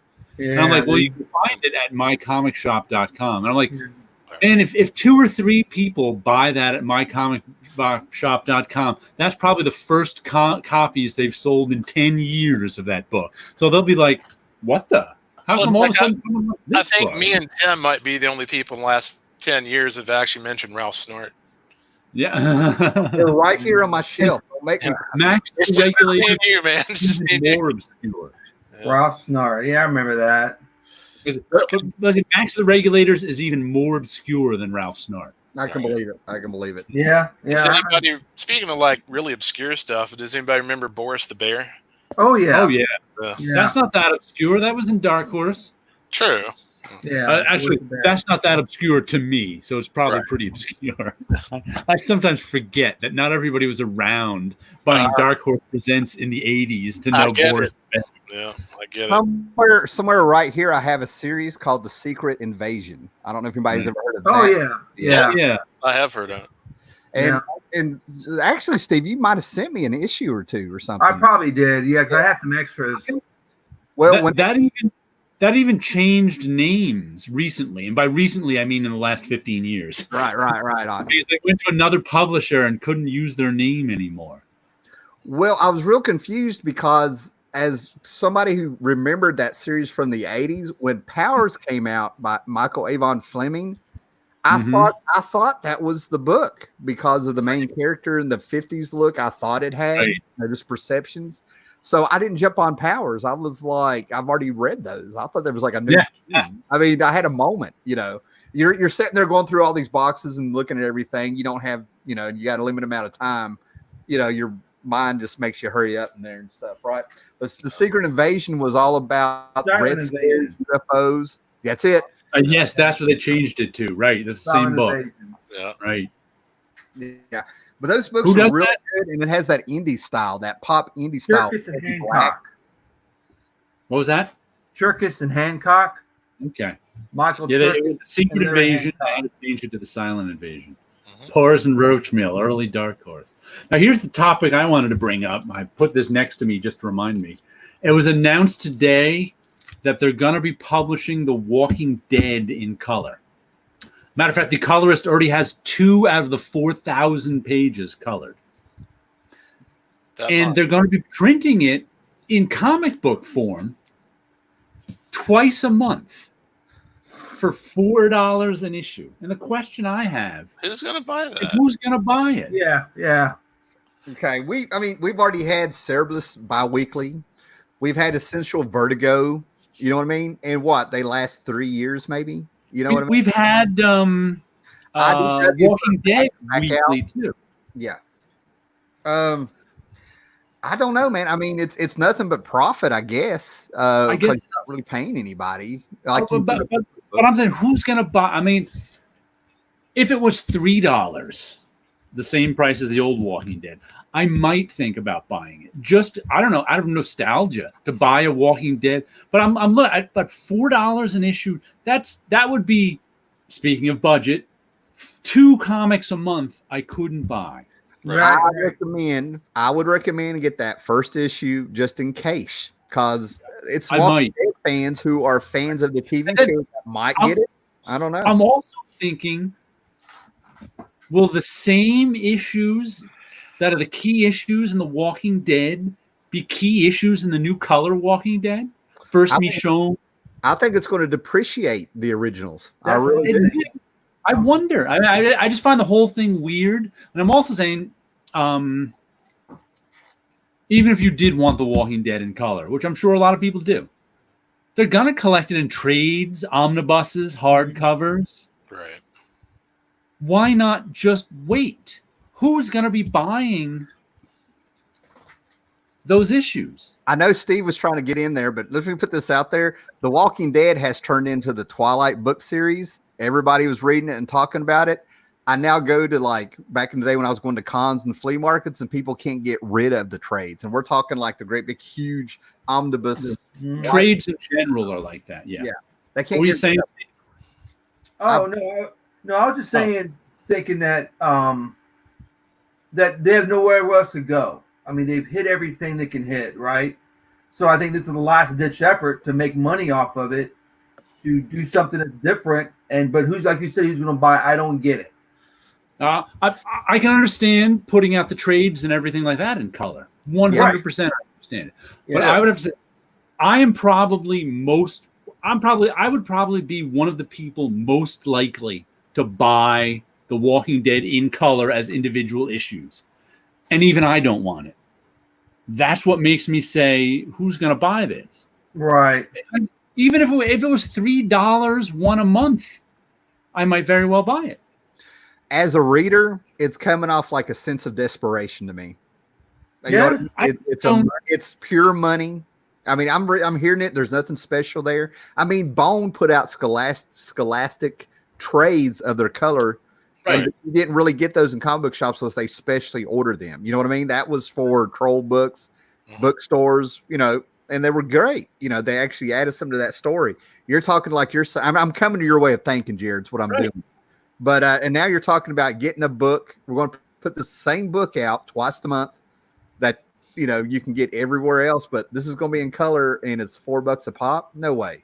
Mm-hmm. Yeah, and it's the first issue just in case you could. Yeah, you're right. I might get the first issue just in case in color, just for the heck of it. But like I said, I like comics. I'm the guy who goes to the shop and gets comics. I like even though you've 66 probably has never heard this before, but I have this idea about buying comics. I call it the Brooklyn Bridge effect. When you're driving down the FDR driveway on a busy day and you have to go over the Brooklyn Bridge, there's 2 lanes off to the side of the FDR that are Brooklyn Bridge only on the right, and they get backed up. Right, Paula, might as well do the omnibuses. So when you have to go on the Brooklyn Bridge, you have 2 choices. You can be the sucker who goes in the right-hand lane and waits his turn in all the traffic going over the Brooklyn Bridge, or you can be the asshole who drives up to the front as far as they can and cuts into the line. Those are your 2 choices, sucker and asshole. Right. And with comics, a lot of the times, you have the same choices. You can be, So like I know I'm paying $4 an issue for Once and Future. If I were to wait for this to come out in trade, it would be half the price. Mm-hmm. We all know that. So you can be the sucker who buys the individual issues or the asshole who waits for trade. Those are your two choices. Pick one. Yeah. And I'm the sucker who buys the individual issues because that's how I like to read them. I like to read them as periodicals. Yeah. It's funny you mentioned that. It's like a dog chasing its tail. You can't have one without the other. If you don't buy the regular issues, there's no trade. If not for the suckers, there aren't any assholes. Exactly. And we're supporting it. We're the ones that you make us trades because I'm buying your book. So, and it's one of those things that without the book, there's no trade. And I'm like you. I buy. You saw the books that I buy. I don't wait. And I like trade. There's only, for me with periodicals, too, there's only one chance to read it and talk with it with whoever when it's new. Right. You can read it as a collected edition anytime. Yes. That's forever. But there's only one chance to read it as it comes out. Right. That's one of the reasons I like it as a period. Absolutely. Absolutely. And you're on the pulse of stuff. You feel like you kind of know what's going on. You're supporting a comic book store. You're supporting the creators. You're supporting yourself by having something you can read and enjoy and have something, like you said, to talk about, But with this Walking Dead color, $4 issues once a month, what kind of sucker do you have to be? Right. What kind of sucker do they think we are? Yeah. It's just to buy that. Yeah. It's like, wait for the omnibus. They're going to publish it. Mm-hmm. I'm going to pay $4 a month for a color Walking Dead that's going to come out in a trade, a hardcover, an omnibus. And it's not like you have to rush out and get the story. Yeah. I mean, I don't know what like Marvel did with the dollar issues and DC. Yeah. Well, I'm wondering if they're banking on a market that they're looking at that is going to come to the book because of that. They missed the first. They missed. I don't think so. Oh, I agree with you. I don't think it's a great idea, but I'm just wondering if that's what their line of thinking is. First of all, I think it's a great idea to put it out in color. I don't think it's a great idea to put it out in color twice a month in $4 issues. Right. Because who's going to buy those? You have to be a super sucker. You have to be the guy who, I don't know. There's a great name for a title right there. Super sucker. My Brooklyn Bridge analogy doesn't even have a place for that type of sucker. Right. Well, another thing besides what you're talking about there is like the effect of color will have on the book. And I know there's not a lot of hardcore horror fans, old school, that may be reading the book and stuff. Don't get me wrong. But the book was a George Romero movie that kept going on. So you go all the way back to the original George Romero, Night of the Living Dead, black and white. Yes. The black and white actually added that in my head, that it's, that kind of kept me in with that thread. You know what I mean? Like, I can understand that, and I can understand there will be people who prefer it in black and white. I prefer my bone in black and white. I totally get it, and that's almost sacrilegious. Yeah. You prefer what in black and white? Did you say bone? Jeff Smith's bone. Oh, yeah. I prefer it in color. Yeah, I understand that it works both ways, but I get what you mean. Yeah. Like I said, I have no problem with them putting it in color. Because all the black and white ones still exist, and the color ones will crash the trades and omnibuses of all that black and white stuff. So if you like in black and white, you can probably get that even cheaper. Yeah. Well, like I said, take that $8 a month. If you're really going to look at it that way, you can get on eBay. There's so much material out there on Walking Dead, and people have probably been unloading that stuff for $8 a month. Yeah. And you can. And how much do you? Let's just say $8 a month. So 10 issues is going to be $80, right? I mean, pardon me, that's $40 for 10 issues. Is a trade of it going to be $40? No, a trade of it's going to be $25. Yeah. Mm-hmm. We all know. How it's going to look in color. I mean, Jared, you probably know more than I do, but when they do the artwork, they know it's going to be in black and white. So the idea for color is not in the spectrum. You know what I'm saying? They had a couple sample pages, and it looked pretty nice. They kept the color simple. They weren't doing modeling. Okay. The colorist actually posted a couple of pages. What was amazing, too, is they have half of it colored already. The guy said he's been coloring it for years now. So this has been in the works for a long time. Like I said, dollar issues. If they were $1, they were $2 issues. Yeah. Even at $3 once a month, I might think, but it's twice a month because they want to get those trades out fast. Well, wait 2 months, 3 months, whatever your comic book shop does. How long they hang in there, and you'll get it in the dollar box. So actually, I won't, because my my comic shop doesn't have that type of dollar box. In that, I was just explaining one of my that they have dollar boxes, but they don't have recent comics in them. I was just explaining to one of my friends, former Marvel co-workers, Kevin Kabasic, how the 1 in 500 variants work these days. Like when that was it, Spider-Man 700 or 600 was the last big issue out of Spider-Man. I think it was whichever one it was, 600, right? Nah, I don't know. 700. Let's say Spider-Man 600, just for the sake of the story. My local comic shop, what they do, they're a very small shop, but the guy knows what he's doing a lot of the times.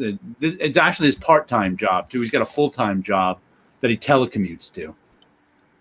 And he pre-sells the variants before the book is out.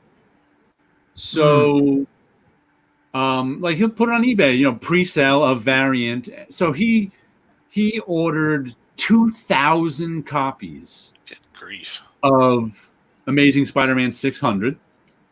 The 4 1 in 500 variants paid for the whole order. Right. And then he sold 100 copies in the store, 200 copies online, and then the other 1,700 copies cleared out. And what happens? He found that, those mystery boxes of comics some shops sell? You can a guaranteed $50 worth of comics for $25. Yeah. He sells all the comics, those 1,700 comics went to somebody who puts those boxes together. Yeah. And that's what he does with and who pay pennies on the dollar for them. And that's what he does with all those extra variant stuff that he even offered it to. He's got customers who buy 1 in 50 variants of something. Yeah. And he's even like, if you want the other 50 copies, you can have them. And they're all like, no thanks. Wow. Because they're unsaleable, those other 50 copies. Yeah. So that's why my comic shop doesn't have a dollar bin, because he can't put comics he sells for $4 in the dollar bin a month later. Yeah. His customers won't buy comics anymore. And we've all seen guys on YouTube who that's how they get their current comics. They only get them out of dollar bins. Tim, there's one of them. This shows you how out of the loop I am with what's going on with comics today. Right now, you can pre-order the facsimile edition of Tales of Suspense, number 39, the first appearance of Iron Man. Okay, cool, all that stuff. So I was looking for Amazing Spider-Man to see what number he's on. He's on number 49. They restarted it again. I had no idea. I was like, damn, I don't keep it with Spider-Man. I didn't know that either. Wow. Yeah. Amazing Spider number 49. It's been going on for a while. So yeah, I had no idea. Wow. It blows my mind. But as far as the Walking Dead thing, I'm going to probably look up and get the number 1, because there is this thing where the caliber of comics that are out there, which is why I brought up the Spider-Man and stuff. I know in the 80s, we wish we were back in the 60s when Marvel started. Who knows? There may be some horror fans, Walking Dead fans from the TV show, people who got on the comic book late, who wish they could go around again when that stuff started. So maybe, you know what I mean? Maybe there's an audience. It'll be real interesting to see if I'm predicting bad things for that. Let me just say that, but I can see people wanting a Walking Dead number 1 no matter what out there. Yeah. I got to shake my fist at Paolo for a second, because he's saying, as a trade waiter, I have one thing to say. Thanks, suckers. Shake harder, boy. Shake harder. Yeah, it always drives me crazy when I'm watching something and I hear how cheaply someone got some trade for. I'm like, I'm of a mixed bag. My buddy Tim Anderson has these absolute Swamp Things where they came in, and I was interested in it because Swamp Thing is one of the books that I look at, and what Bison and Vetch and them were doing, in my opinion, you couldn't color with what they had back in the 80s. So I've seen some good pages, and I saw 2 or 3 pages where I was like, oh no. So that's I find that interesting. Mm-hmm. Yeah, I find recolored stuff can be. Now we know Now you know what they do with all those Stina Grace Iceman. Yeah, that's what they do with them. Mm-hmm. Guaranteed. Here's an interesting recoloring story too, because the Marvel, I think he's still doing Marvel trade stuff freelance. You have to understand that at Marvel Comics back in, especially in the early 2000s, no one wanted to be the trade paperback editor. Because there was no glory in it. All the new, if you wanted to work with artists and do all the new stuff, you had to be a regular editor who was putting together the new. If you were the trade paperback editor, or God forbid, the guy who did Marvel Masterworks, that was thankless work that there was no glory in, except for one guy, Corey Settlemeyer, loved to do that work. So he became the official Masterworks editor in the early 2000s. I think he still does it, but he's not on staff. He's freelance now. They actually offered him a promotion, and he was like, no, I like doing this stuff. He liked going back, doing the research, finding. He used to go out to Marvel's warehouse, which got moved to Arizona. It used to be in Brooklyn. Searching through the warehouse for the old stats, the old color film, and all that stuff. And they used to call him on like the Marvel Masterworks board. They used to call him Folk Hero Corey, because he was the one who he wanted everything to print just like it printed the first time, warts and all. He was the one who went back and put the errors back in, like where Doc Ock called Spider-Man Superman in like accidentally in issue like 6 or something of Spider-Man original. And one of the things he would do, he would want to get the coloring exact on those Marvel exactly. I mean, it still doesn't look, the same because it's new printing and new color. But if that was 100% yellow in the original printing, he wanted 100% yellow in the Masterworks. And he used to get the old comics, and he'd be looking at them with a photography loop to figure out the dot pattern so he could get the exact coloring. No way. Really? Yeah. I'm not going to lie. I would be this guy if I had that. Right. Yeah. So would I. So, the one place it didn't work, when I got the Deathlock Masterworks of the original Amazing Adventures stuff, Astonishing Tales stuff. Yeah. They were doing something special with the coloring in Deathlock that was unlike. If you go back and look at those original Deathlocks, they were doing more stuff with the color than was usual. Okay. And one of the things they did was Deathlock was supposed to be basically a zombie. He was dead. He was a reanimated corpse. And so the normal skin tone for Caucasians in comics was 20% yellow and 20% red. I think it was 20/20 if memory serves. That was everybody was 20/20. What he was doing and there was no gray. That's another thing. You couldn't use a K-tone, which was a gray from like, all you had was the black plate. You didn't have like 50% gray, 20% gray, 10% gray. You didn't have that to work with in those comics in those days. So what they were doing was if you go back and look at Deathlock's original skin tone, it had some blue in it. So it was a very light purple to kind of make it look gray. And as the paper yellowed, it looked more and more gray because you now have yellow, which is the complement to purple. So as the book aged, Deathlock got grayer. But Corey got the original. He figured out the original color, which was a light purple. So now when you look in those Marvel Masterworks, you have lilac Deathlock. And it's the right color, but printing is so much better now that it looks like a lilac bush. It's light purple. It doesn't look grayish at all because we can now print that color perfectly on perfectly white paper. So I was like, ooh, this came out long after I was gone from Marvel. I was like, oh, Corey, you got the color exact, but thematically it missed. Yeah. You got me wondering here. Yeah. Look at how lilac. See if that's the same. Look at the color of Deathlock. Is he lilac? He's kind of greenish gray on the cover. Right. Because they airbrushed that. If they, I had a avalanche here.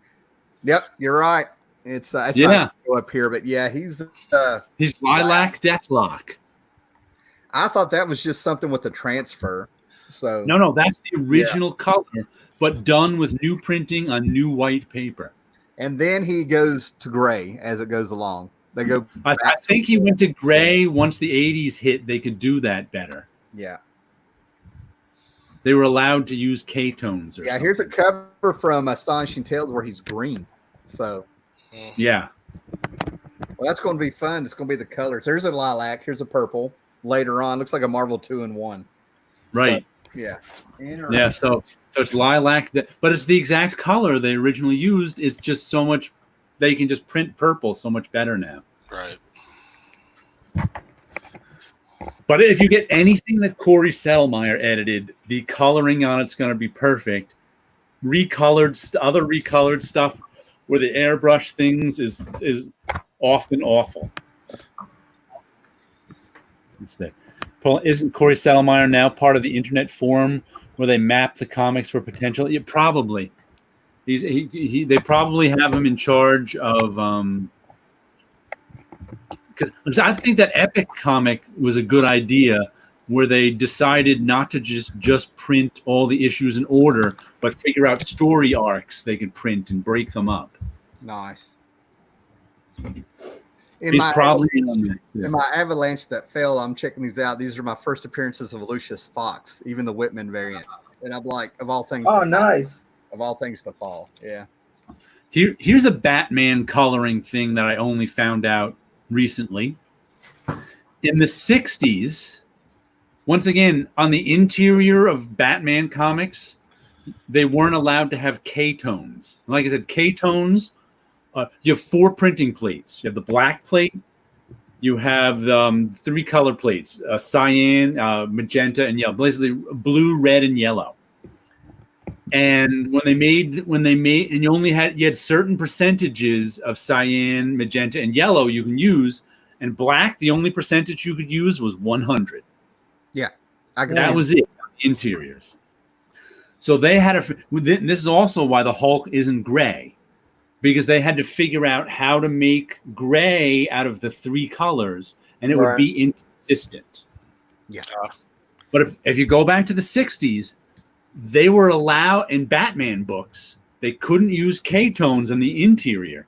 So if you look at it, you can see where sometimes the gray on the interior wouldn't be.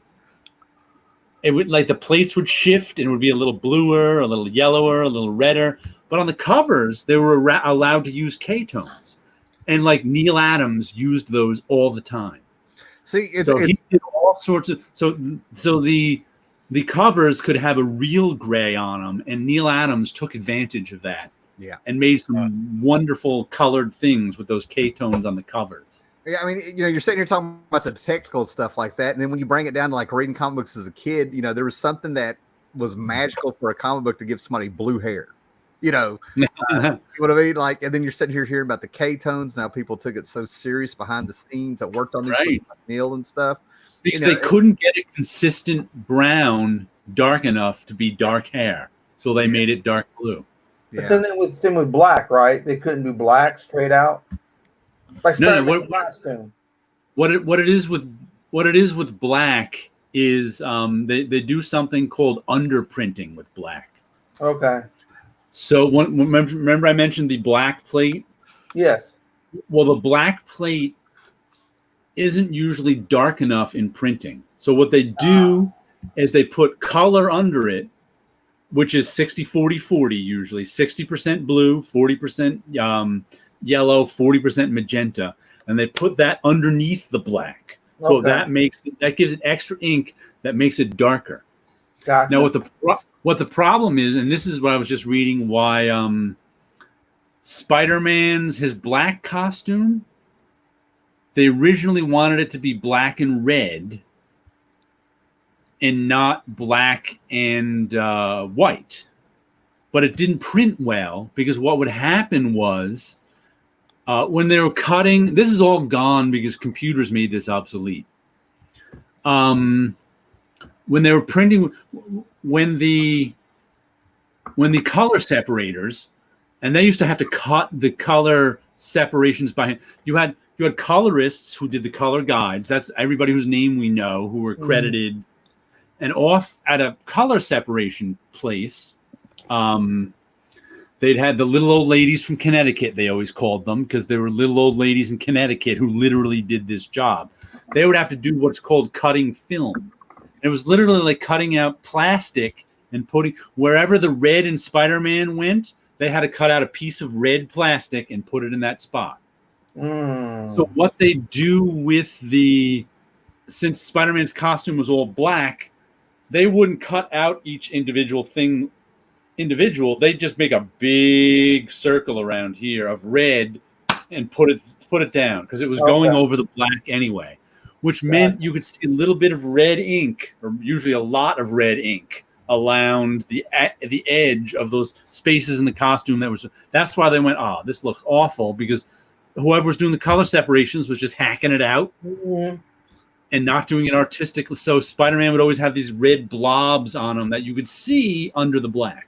The 80s was the first time I'd read interviews or editorials where the artist was actually complaining about plates slipping over. I think that story was like in Marvel Age. Yeah. George Perez on Crisis on Infinite Earths #1, whatever they were doing with this new technique.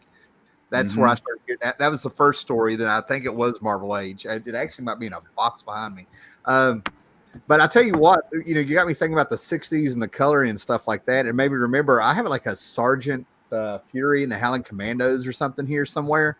That was passed down to me from the 60s. There's a black soldier in it, and they actually had him jet black for his skin. And I was just I remember being a kid reading that, being like, oh my, that doesn't seem right. Yeah, and I'm sitting here like in 1979 going, they've come a long way, coloring, But I remember seeing that even 6 years old, I was really like, oh, that's not good, so.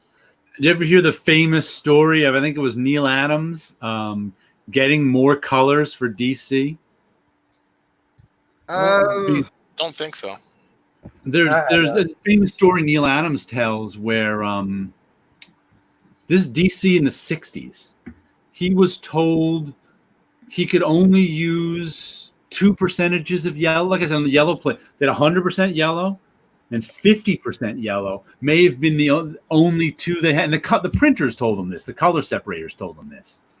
And so that's what the bosses at DC told him. He's like, because he put down like a 20% yellow. He wanted a light yellow.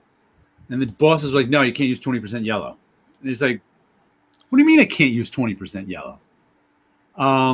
He's like, no, they'll charge us more if you use 20% yellow. So he pulled out some Marvel books, which were using 20% yellow, called up over at Marvel, and we're like, do they charge you extra for 20% yellow? He's like, no. And he went and marched into whoever was at it, and he's like, they don't charge Marvel extra for 20% yellow. And he was like, what? He immediately, when I was on the horn to the printer, yelled at him, hung up, and said, Neil, you can use 20% yellow. But that's how Neil Adams was always doing stuff like that because he knew the printing process, and he knew a lot of the stuff they were telling him was bullshit. It was just corporate memory. Yeah, At some time in like 1954, someone told DC they couldn't use 20% yellow; it was extra, and that just got passed down time after time. Well, I mean, Neil came from the advertising world, right? I mean, from the advertising world, there's probably things we'll never hear that Neil brought behind the scenes like that. You know what I mean? He's very involved in the process too. Yeah. Oh man. I mean, I'm totally getting why Neil has so many fans even after all these years, even with his attitude and stuff. You just keep hearing more and more things he just brought to it like that, you know. I am way more a fan of Neil Adams, the person, than I am of Neil Adams' artwork. Really? Since 19, yeah.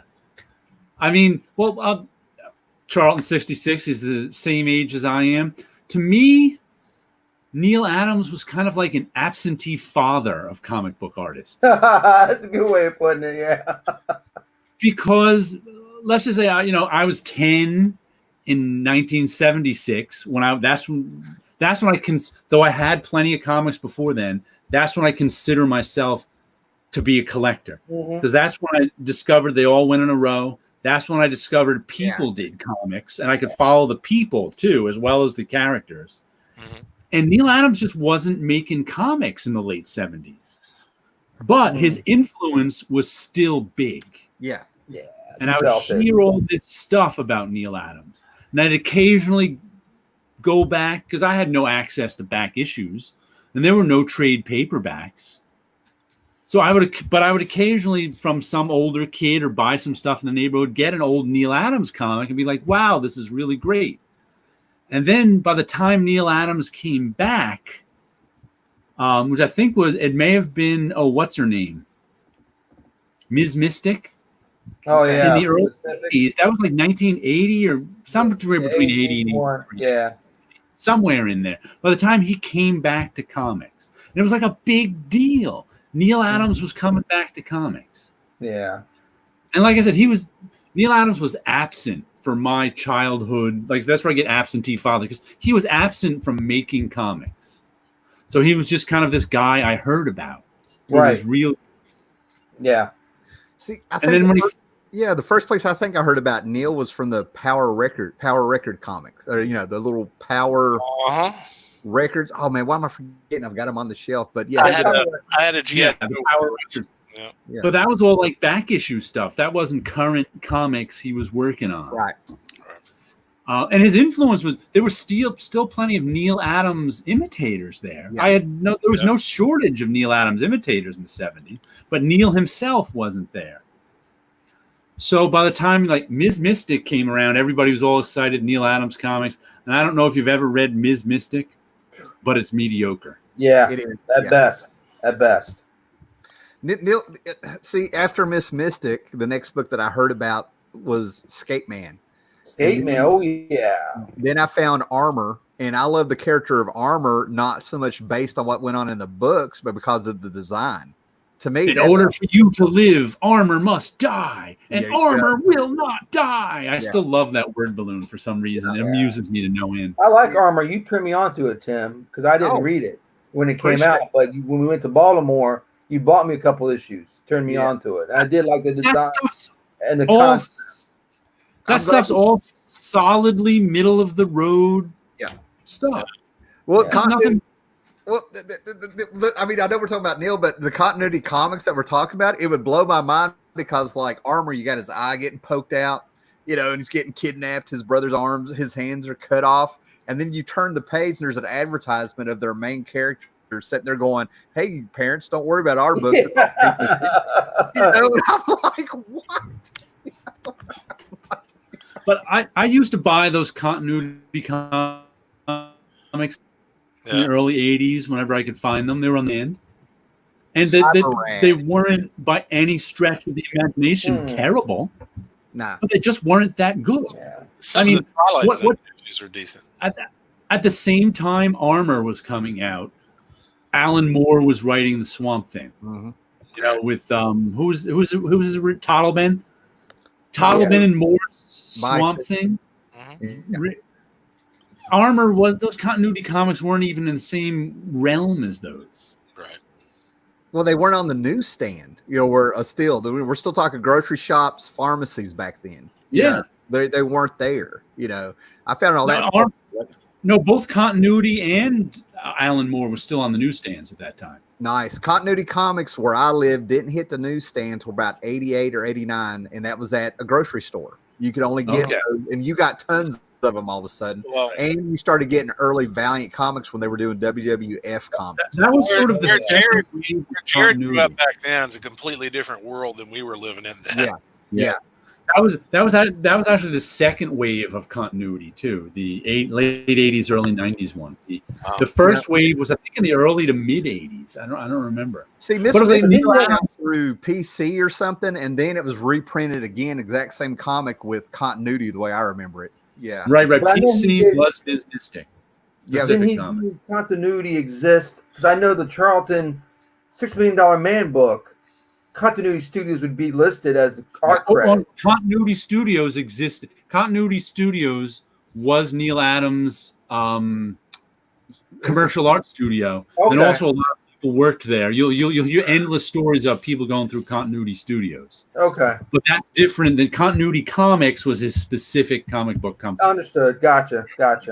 Yeah, because you'll often hear people refer to Continuity as Neil Adams. You'll hear that more often than Continuity Comics. You'll hear people say, "Oh yeah, I worked up at Continuity in '78 and '79." So yeah, and again, Neil Adams was that guy. Like, still back then in the late '80s and stuff, comic books were still its own little world, its own little bubble.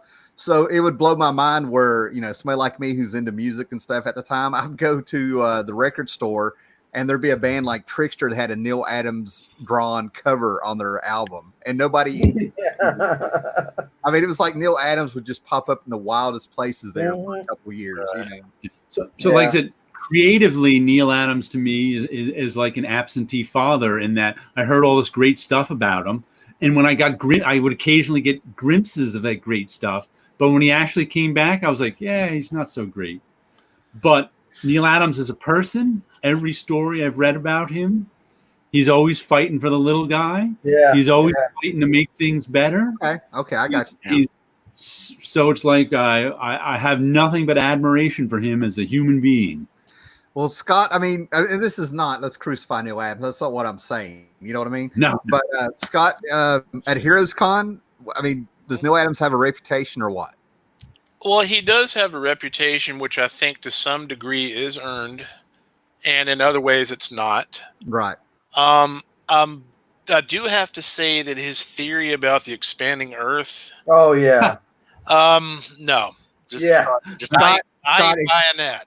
Let me slow you down there. Explain the expanding Earth theory that Neil Adams believes in for the viewers here.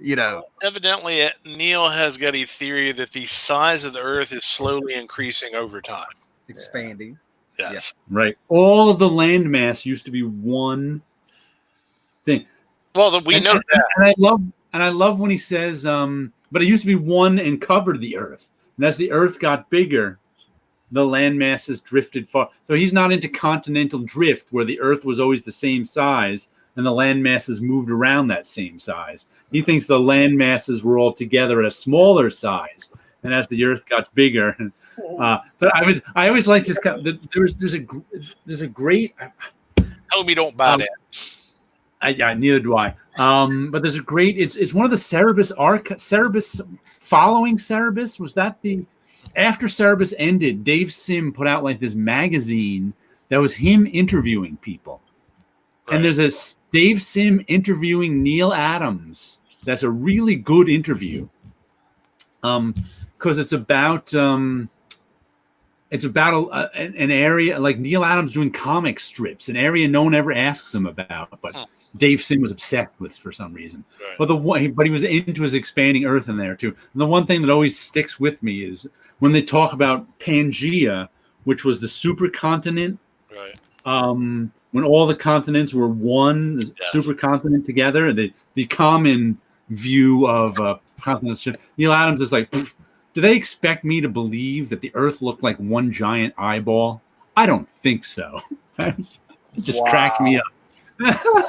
He doesn't believe it because he doesn't think Earth could ever look like one giant eyeball. Speaking of continent being I just saw an article yesterday where there are sections of Africa that are slowly separating right now, and there is going to be a new ocean that's going to form there. It'll take a while, though. Yeah, it'll take millions of years. You heard it here first. Yeah. Yeah, right. The new ocean should be called Scott. I already have a whole country. I don't need an ocean. How does Neil explain where the on. matter for the continents comes? I don't know. I Well, didn't pay attention. What I was talking about was called science. Okay. Hold on. I just read something that just reminds me. Where did I just see this? Oh, maybe it was on JLS Comics. He just did a little something on Ms. Marvel. No, who's the Jersey City Muslim? Is that Ms. Marvel? Yeah. Ms. Marvel. Okay. He was doing one of his little things on who is she and going through her story. But she's going to get a not a Netflix show, a Disney Plus show or something, or a Hulu show. And he was talking about how they hired some person who's, I don't know, a physicist or something, who was consulted with Netflix on stuff. And talking about, because one thing they wanted to, she can make her fist really big and shape shift. So they wanted to explain where the mass comes from. Just like the mass for the Earth. And the explanation they'd come up with, somehow in conjunction with this physicist, is she borrows the mass from infinite versions of her in alternate worlds. What? And I was just like, okay. Wow. Somewhere out there, and I remember it was at a Magmart on the newsstand. It actually made me put the book back and not buy it. I don't know. I think it was a backup story, maybe an Avengers or something. I don't know. Solo Avengers, something. I don't know what it was. But they actually did a whole story, and I think it was a multi-parter of where does Henry Pym get the extra mass for when he turns into Giant Man. And they went into this whole other dimension where he was getting flesh somehow. I remember seeing an ocean of flesh or something. And I'm just sort of like, in comic books, we kind of accept that everything doesn't have to be explained scientifically. Exactly. When you start doing that, you start reading comics. And you start doing that. Now we're into my hyper-realism critique. There we go. Yeah. We discussed before. Yeah.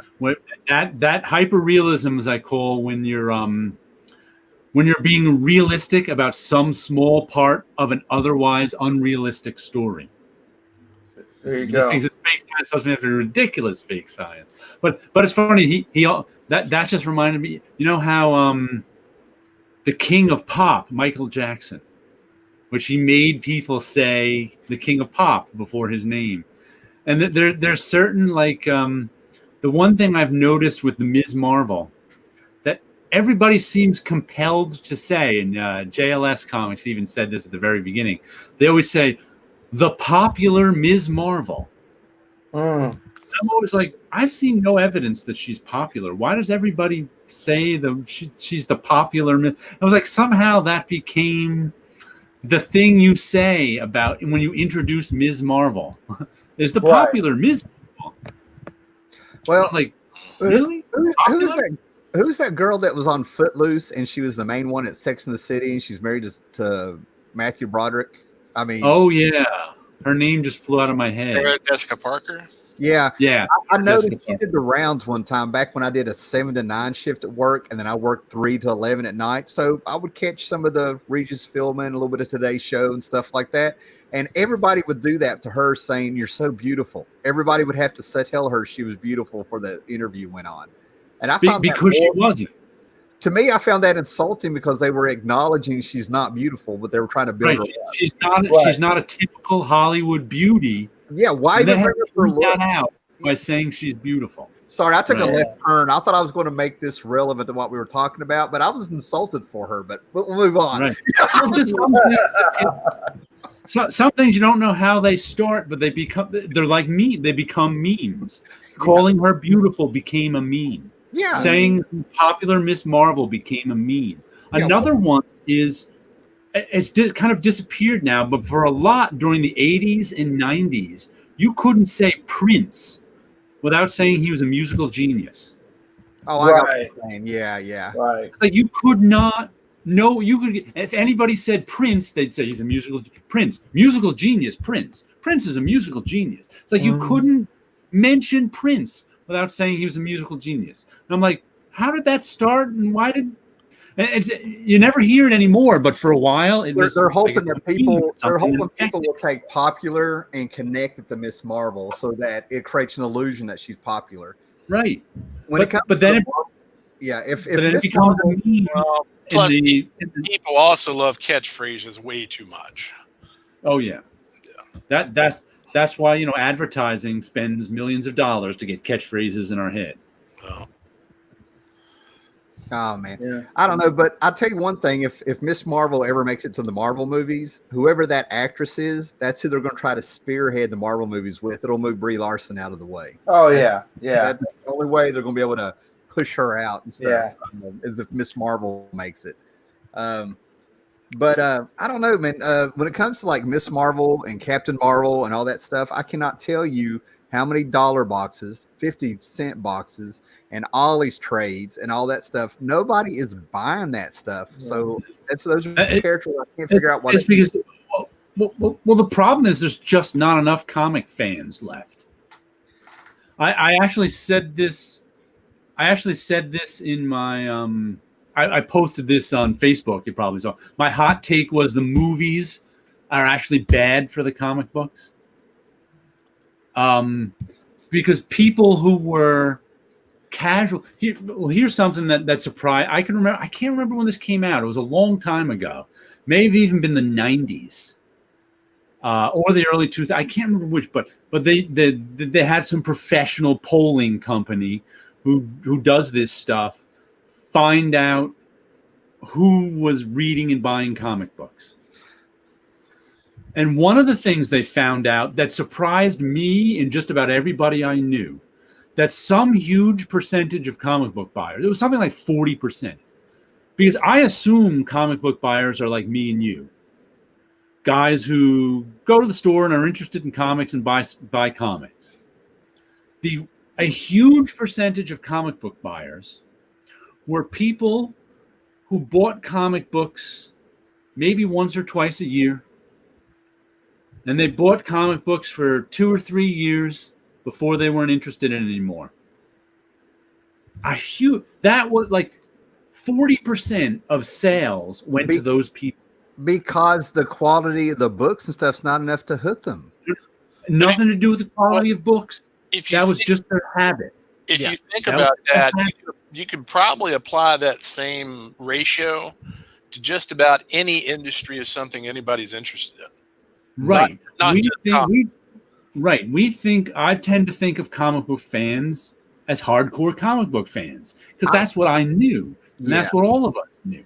But in reality, this is how I think movies have actually hurt comic books, is that people like that were also people who wanted to get a superhero fix. So they went and bought some comic books because that was the only place to get your superhero fix. It was trendy. It turned out being trendy and they got curious. Yeah. Right. Even like that, even though it would ebb and flow, the trendiness. But now anybody, and I can see it among most of my friends, and of course working at Marvel, I know tons of people who were comic book fans. Most of them, I'd say 10% of them maybe go to the comic shop every week and get comics. Another 30% of them buy some stuff now and then. And 60% of them watch the movies and never read a comic. Well, here's the thing. First, I was ready to argue that number being 40% of those people in and out of there. You throw in the movies, that would increase some curiosity. Okay, I can see that number jumping. This is before the movies. Okay, fine. But the other thing is I sometimes I got to trust my eyes. Yeah, I've been up to Baltimore Con with Steve, been to Heroes Con for years with Scott, and then Scott and I also went and saw Iron Maiden, and there was like 18,000 people watching Iron Maiden. At the time, that was the average sale of a Marvel comic book that was actually selling. The people who were in that stadium. But I go to those cons, and over 2 or 3 days, there's at least 5 times more people coming through those over the course of buying comics. I would argue that Comic Cons are more popular than the comics themselves. You may Because be right. of the quality. I think it's because of the quality of the comics over the last years. I'm not arguing that. Gotcha. Well, people I'm love saying that for the casual fan who used to go to the comic shop and to get his superhero fix, now just watches the movies and that's enough for him. I know people They like don't even think about going to the comic shop. Sure, if there were great comics in the comic shop, we'd all be happier and they'd probably be selling better. Well, But that is not what I'm arguing. I'm just saying the movies themselves actually make less fans go into the comic shop because the movies they're finding the movies better. It's easier to do. You can watch it at home. You can get a cool superhero fix. Mhm. You don't have to go to the comic shop and read a comic. the Marvel movies are different than past cartoon shows. And in a way, I'm agreeing with you. But to me, and jump in, guys. I mean, but what I'm thinking of is the difference between the Marvel movies and any other kind of movies that have come out and cartoon shows and stuff. You got to watch 20. You can watch those 22, 23 Marvel movies, and they all tie in together. One leads to the other with a scene after the credits. If you watch the very last Avengers movie, Endgame, it throws out calls back lines to other Captain Marvel movies and stuff, or Captain America movies and things like that, to the other Avengers movies. So you can dissect those and be a fan of those movies. But I kind of wonder if those are just movie fans, not comic book fans. You follow me? Well, making more movie fans, I'd also like to point out that I remember saying this sometime in the late 1990s. Whenever it was that Joe Quesada first said, "We don't care about continuity at Marvel." Mm-hmm. Right. ugh. That was right when all other pop culture was discovering the power of continuity. Yeah. Because I think, which was influenced by comics. Yeah. The thing I would point to, like Buffy the Vampire Slayer, as the first show to really mine the power of continuity. I agree with that. And of course, Joss Whedon is a huge comic fan. That's where he got it from. Right. By the late 90s, we had The Matrix. We had all sorts of TV shows and comic and TV shows and movies that were all about the continuity. Yeah. To the point where now here we are 20 years later, and the biggest movies in the world, the Marvel movies, are all about the continuity. And they got it all from the Marvel Comics. And Marvel Comics doesn't care about continuity. Yeah. I'm just like, The irony there, right? Yeah, you're not alone in that. Yeah, you're not alone in that. I think a lot of people were like, "What are you talking about?" with the exact same reason. Right.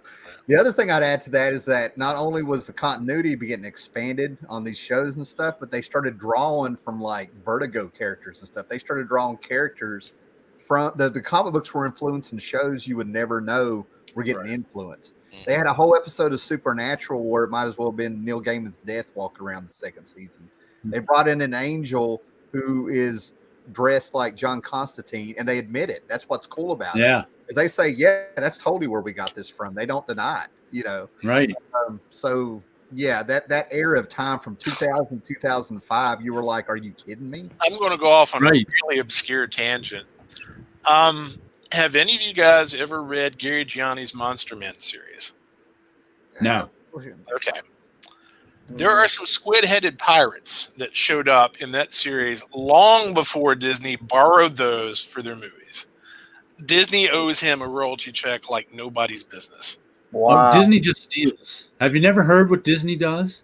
Well, Disney has, yes, actually, Bill Stout told me about this. They have, not only Disney, but Lucasfilms was a good example of this.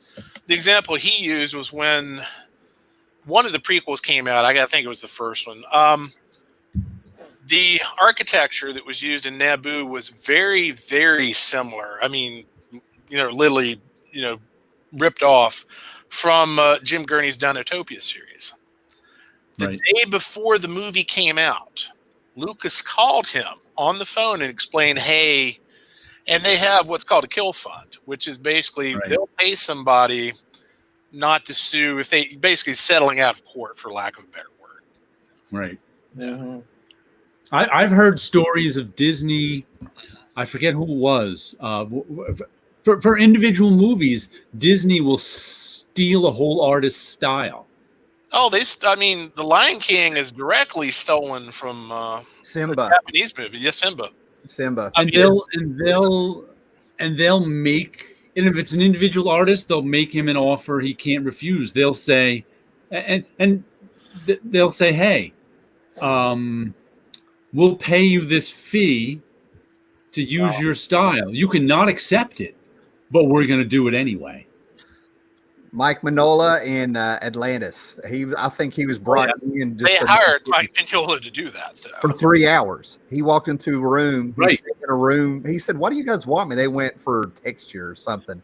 And he sat there, and he finally did an interview a couple of years ago where he said he sat there for like 2 hours and 40 minutes and then do some stuff the last 20 minutes, got paid. Right.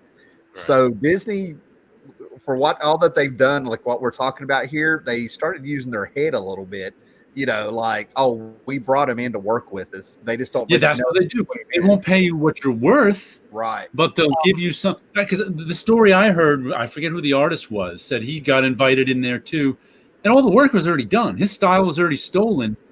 All the artists had his work around their tables and stuff to look at, to do that. Like, all his work was up as reference. And Disney told him, and say, hey, we'll give you this fee. Take it or leave it. But we've already done the work. There used to be tons of videos here on YouTube, and some of them were clips from actual documentaries and shows talking about what Disney has done. Like with the big one was The Lion King. That was the one that woke everybody up. Yeah. Because I actually saw the Lion movie that they took it from, like in 1990 or something. Yeah, some of the scenes are just note for note, direct, blatant boss. Yeah. I remember Jeff Smith told the story about Disney wanted to buy Bone, and the price figure they quoted him, he said, "This is not even enough to buy a sports car with." Wow. They're notoriously cheap. There's something called the Disney tax. And that's how much less money you get working for Disney than the comparable job somewhere else, because everybody wants to work for Disney because it's part of their childhood. Right. Well, I tell you what, when we talk about finding a segue in, we can talk about a guy who did it right with Steve Sakai and the Usagi Yojimbo cartoon coming out. That's a guy that He's got a Netflix. But do you know that the character in the series is not actually Usagi? It's one of his descendants. Yeah, I just read that. Yeah, I think it's like they're pulling from. It's like the Batman Beyond version of Usagi. Well, I like to think of it as the Poochie version of Usagi. I'm down with it because that means they can do things to this character, and it's not Usagi that you messed with. Actually, Mark Evanier just had a stream the other day where you had a live stream with everybody on the Group crew, and Stan said there is a reason that it's not Usagi; it's one of his descendants. He says once you find out what it is, it will make sense. I'm down for it, Steve. And when he said that, I'm like, you can't tease me like that. I don't want to know why now. I cannot remember where I heard the story was, but supposedly Neil Adams walked up to Steve Sakai. Am I talking about the right guy? Stan Sakai. I think it didn't sound right in my head. Yeah, Stan Sakai, and people were amazed on how much respect Neil Adams had for him. And then Neil Adams turned around and looked at the guy and goes, "Let me tell you something. That guy has the career with that character that everybody wants, and you would be amazed on the big Hollywood fight going on like 2.5 decades for that character." Right. And he held out. So for Stan to be all right with Netflix doing this or whatever company he is, I'm like, this guy has played the game for decades. Yeah. So something's got to be right about this, The Turtles guys did him a big favor putting him in the Turtles cartoon too. Yeah. Well, I'm sitting here getting all jumpy and stuff because I want to see this Mark Evans thing with the Group crew. I'm like, what? You can watch it. It's on YouTube. Yeah. Yeah, I have to find it. Yeah. And if you watch it, Tim, Tom Luth almost looks exactly like Gary Bryant. It's scary how much they look alike. It's really scary. Yeah. Oh, I definitely can't wait to see that one. Yeah. What are our comments? Let's see. My first breakout, Secret Wars 2. That's about when I stopped reading mainstream Marvel and DC, right around 1985. I went all indie. Yeah, in reflection, as a kid, I was down for all this stuff, and I was one of the guys that was totally like, Secret Wars 2 is not Shakespeare, but I could find something good in it. I was too old for Secret Wars, so yeah. I don't think I bought the whole series. I bought maybe half and went, I forget that. Because what year did Secret Wars come out? I want to say 84, 80. I think it was 84, 83-ish, 84. I think it was 83, 84. I was a senior in high school. Secret Wars is really more for 12-year-olds. Okay. So it was cool to have all those characters cross over, but I was not an X-Men fan. I stuck with that series because of one name, Mike Zeck. Oh, okay. Yeah, right. Yeah, I stuck with the Mike Zeck, and then when he got to issue 10, and as a kid, I'm sitting there figuring out that this is Doctor Doom against God. I went, this got heavy. And I figured out it was a Doctor Doom story. And I couldn't believe what I was reading, So that's how I kind of defend Secret Wars. Secret Wars 2 comes out, and I'm like, this is Jim Shooter trying to be a philosopher about mankind through the eyes of an omnipotent being who doesn't know anything. I was like... I don't even know if I gave Secret Wars 2 a glance. Yeah. But all the crossovers and stuff that were going on, I mean, Al Milgram's art actually, I think, hurt it. But there's a lot of changes going on at Marvel at that time. You had the Marvel occur, which was a completely different takeoff on X-Men. All this stuff is like 2020. When you look back on it, you realize there was a lot of changes going on at Marvel around the time Secret Wars 2 hit. You're right. And it lost a lot of... Bill Sienkiewicz's New Mutants was one of the things that made me stop reading sort of mainstream comics too, because I was a huge Bill Sienkiewicz fan. And I was like, if I can't get into a Bill Sienkiewicz book. I got you. Yeah. Bill Sienkiewicz's work, the only way I know to describe it, and I got to tell him this, I told him, I was like, when I looked at his work, it was like looking at Geiger's work, H.R. Geiger's work. Giger. It's really, by the way, I can't. We're talking to Tim here. Okay. What is I know, but it's H.R. Giger, by the way. I happen to know. He does have a talent. Just to let you know, it's French. I found that ever since I found that somewhere, someone's saying that, and it's not Geiger, it's Giger, and something. And I was like, I remember that ever since. I didn't know until like last year it was Giger when I saw a documentary. I was getting ready to say. There is I didn't know till really late in the game either, probably 10 years ago. There's a fantastic documentary that's titled Dark Star that is that's it. Yeah. My problem is I've heard people call him Geiger since the 80s. That's my problem. You're also used to hearing Geiger counter, so yeah. But I mean, I look at Geiger stuff, man, and it was like I couldn't look away from it. It actually looked like something from another planet, and it gave like this inhuman, like I was looking at something inhuman that would actually eat me.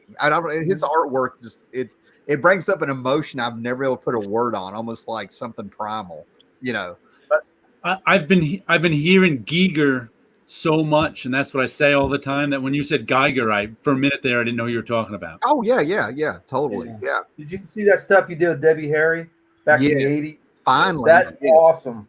Yeah. Now, have any of you guys seen the documentary on Jodorowsky's Dune?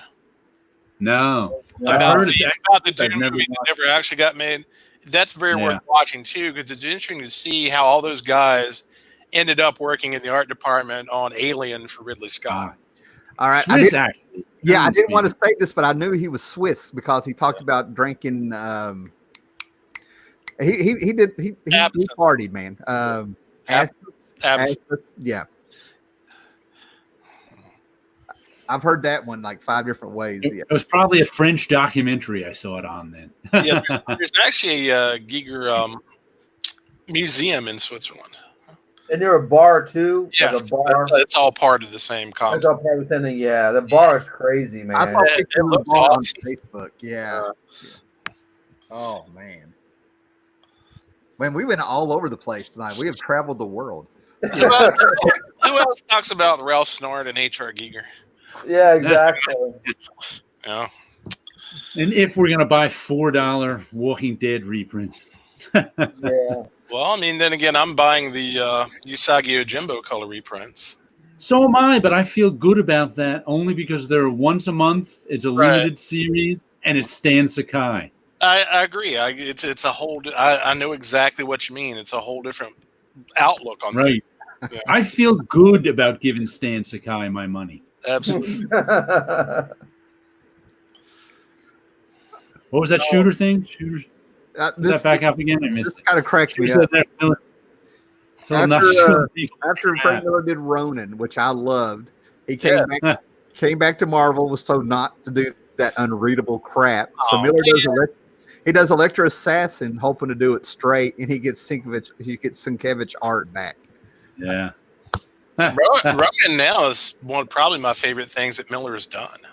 Mm-hmm. I reread that a few years ago and enjoyed it thoroughly.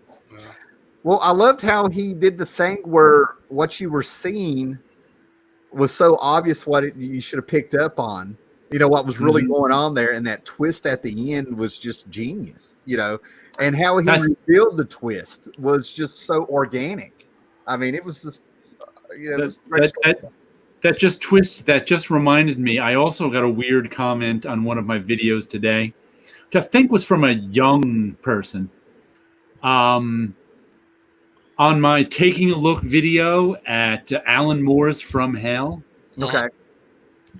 And the only comment was like, spoilers much, Jesus. And I went, what could you possibly spoil in From Hell? That Jack the Ripper did it? What? Who's the killer? We don't tell this kid there's one classic Star Trek episode that he needs to stay away from. Yeah. I just got. I wasn't sure if the icon was like a younger girl, but I'm not sure if it actually was one. But like just the fact that that's all they put, and I was just like, how could you spoil Jack the Ripper? No one knows who he was 130 years later. There's nothing to spoil. She's going to be mad when she finds out President Lincoln got shot. I just found that amazing. Then I just wrote back like, spoiler alert: Jack the Ripper did it. Was the killer or something like that. Yeah, there's a show called What We Do in Shadows where one of the vampires, played by a guy named Matt Berry, who I'm a huge fan of, admitted they were about to die, and he admitted he was Jack the Ripper. So the vampire. He got out. Wow, that's cool.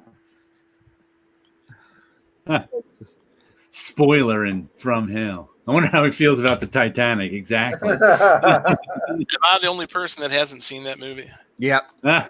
But you know how it ends, right? Yeah, I do know how it ends. Yes. Yeah. James Cameron, did the Titanic, but I've gotten the wife into Rambo. We saw, and Rambo 2 was written by Sylvester Stallone and James Cameron. Just a little trivia there. Wow. I saw that name pop up when we were watching. I'm like, you are kidding me. I was like, wow. I saw Titanic on cable years later, and I was like, yeah, it's not a bad movie. It actually is all right. Gotcha. Not just got you back. Did you know that Jim Cameron did the model work on Battle Beyond the Stars? Yeah, because I ended up Wikipediaing him to know exactly everything he did because I didn't know he was in Rambo 2. But he also was a PA on the Rock and Roll High School with Roger. Don't try to slip past stuff past Tim, okay? Spoiler alert. Spoiler alert, Jack the Ripper was the killer. Wait till she finds out. I spent a good hour contemplating what that meant. No. You need to do a video where you're going to reveal that Jack the Ripper was a killer. Just do the video. This is a sequel. Here's the comment. You just need to have one YouTube clip from Back to the Future as a comment where he's knocking on his head, said, "Hello, McFly."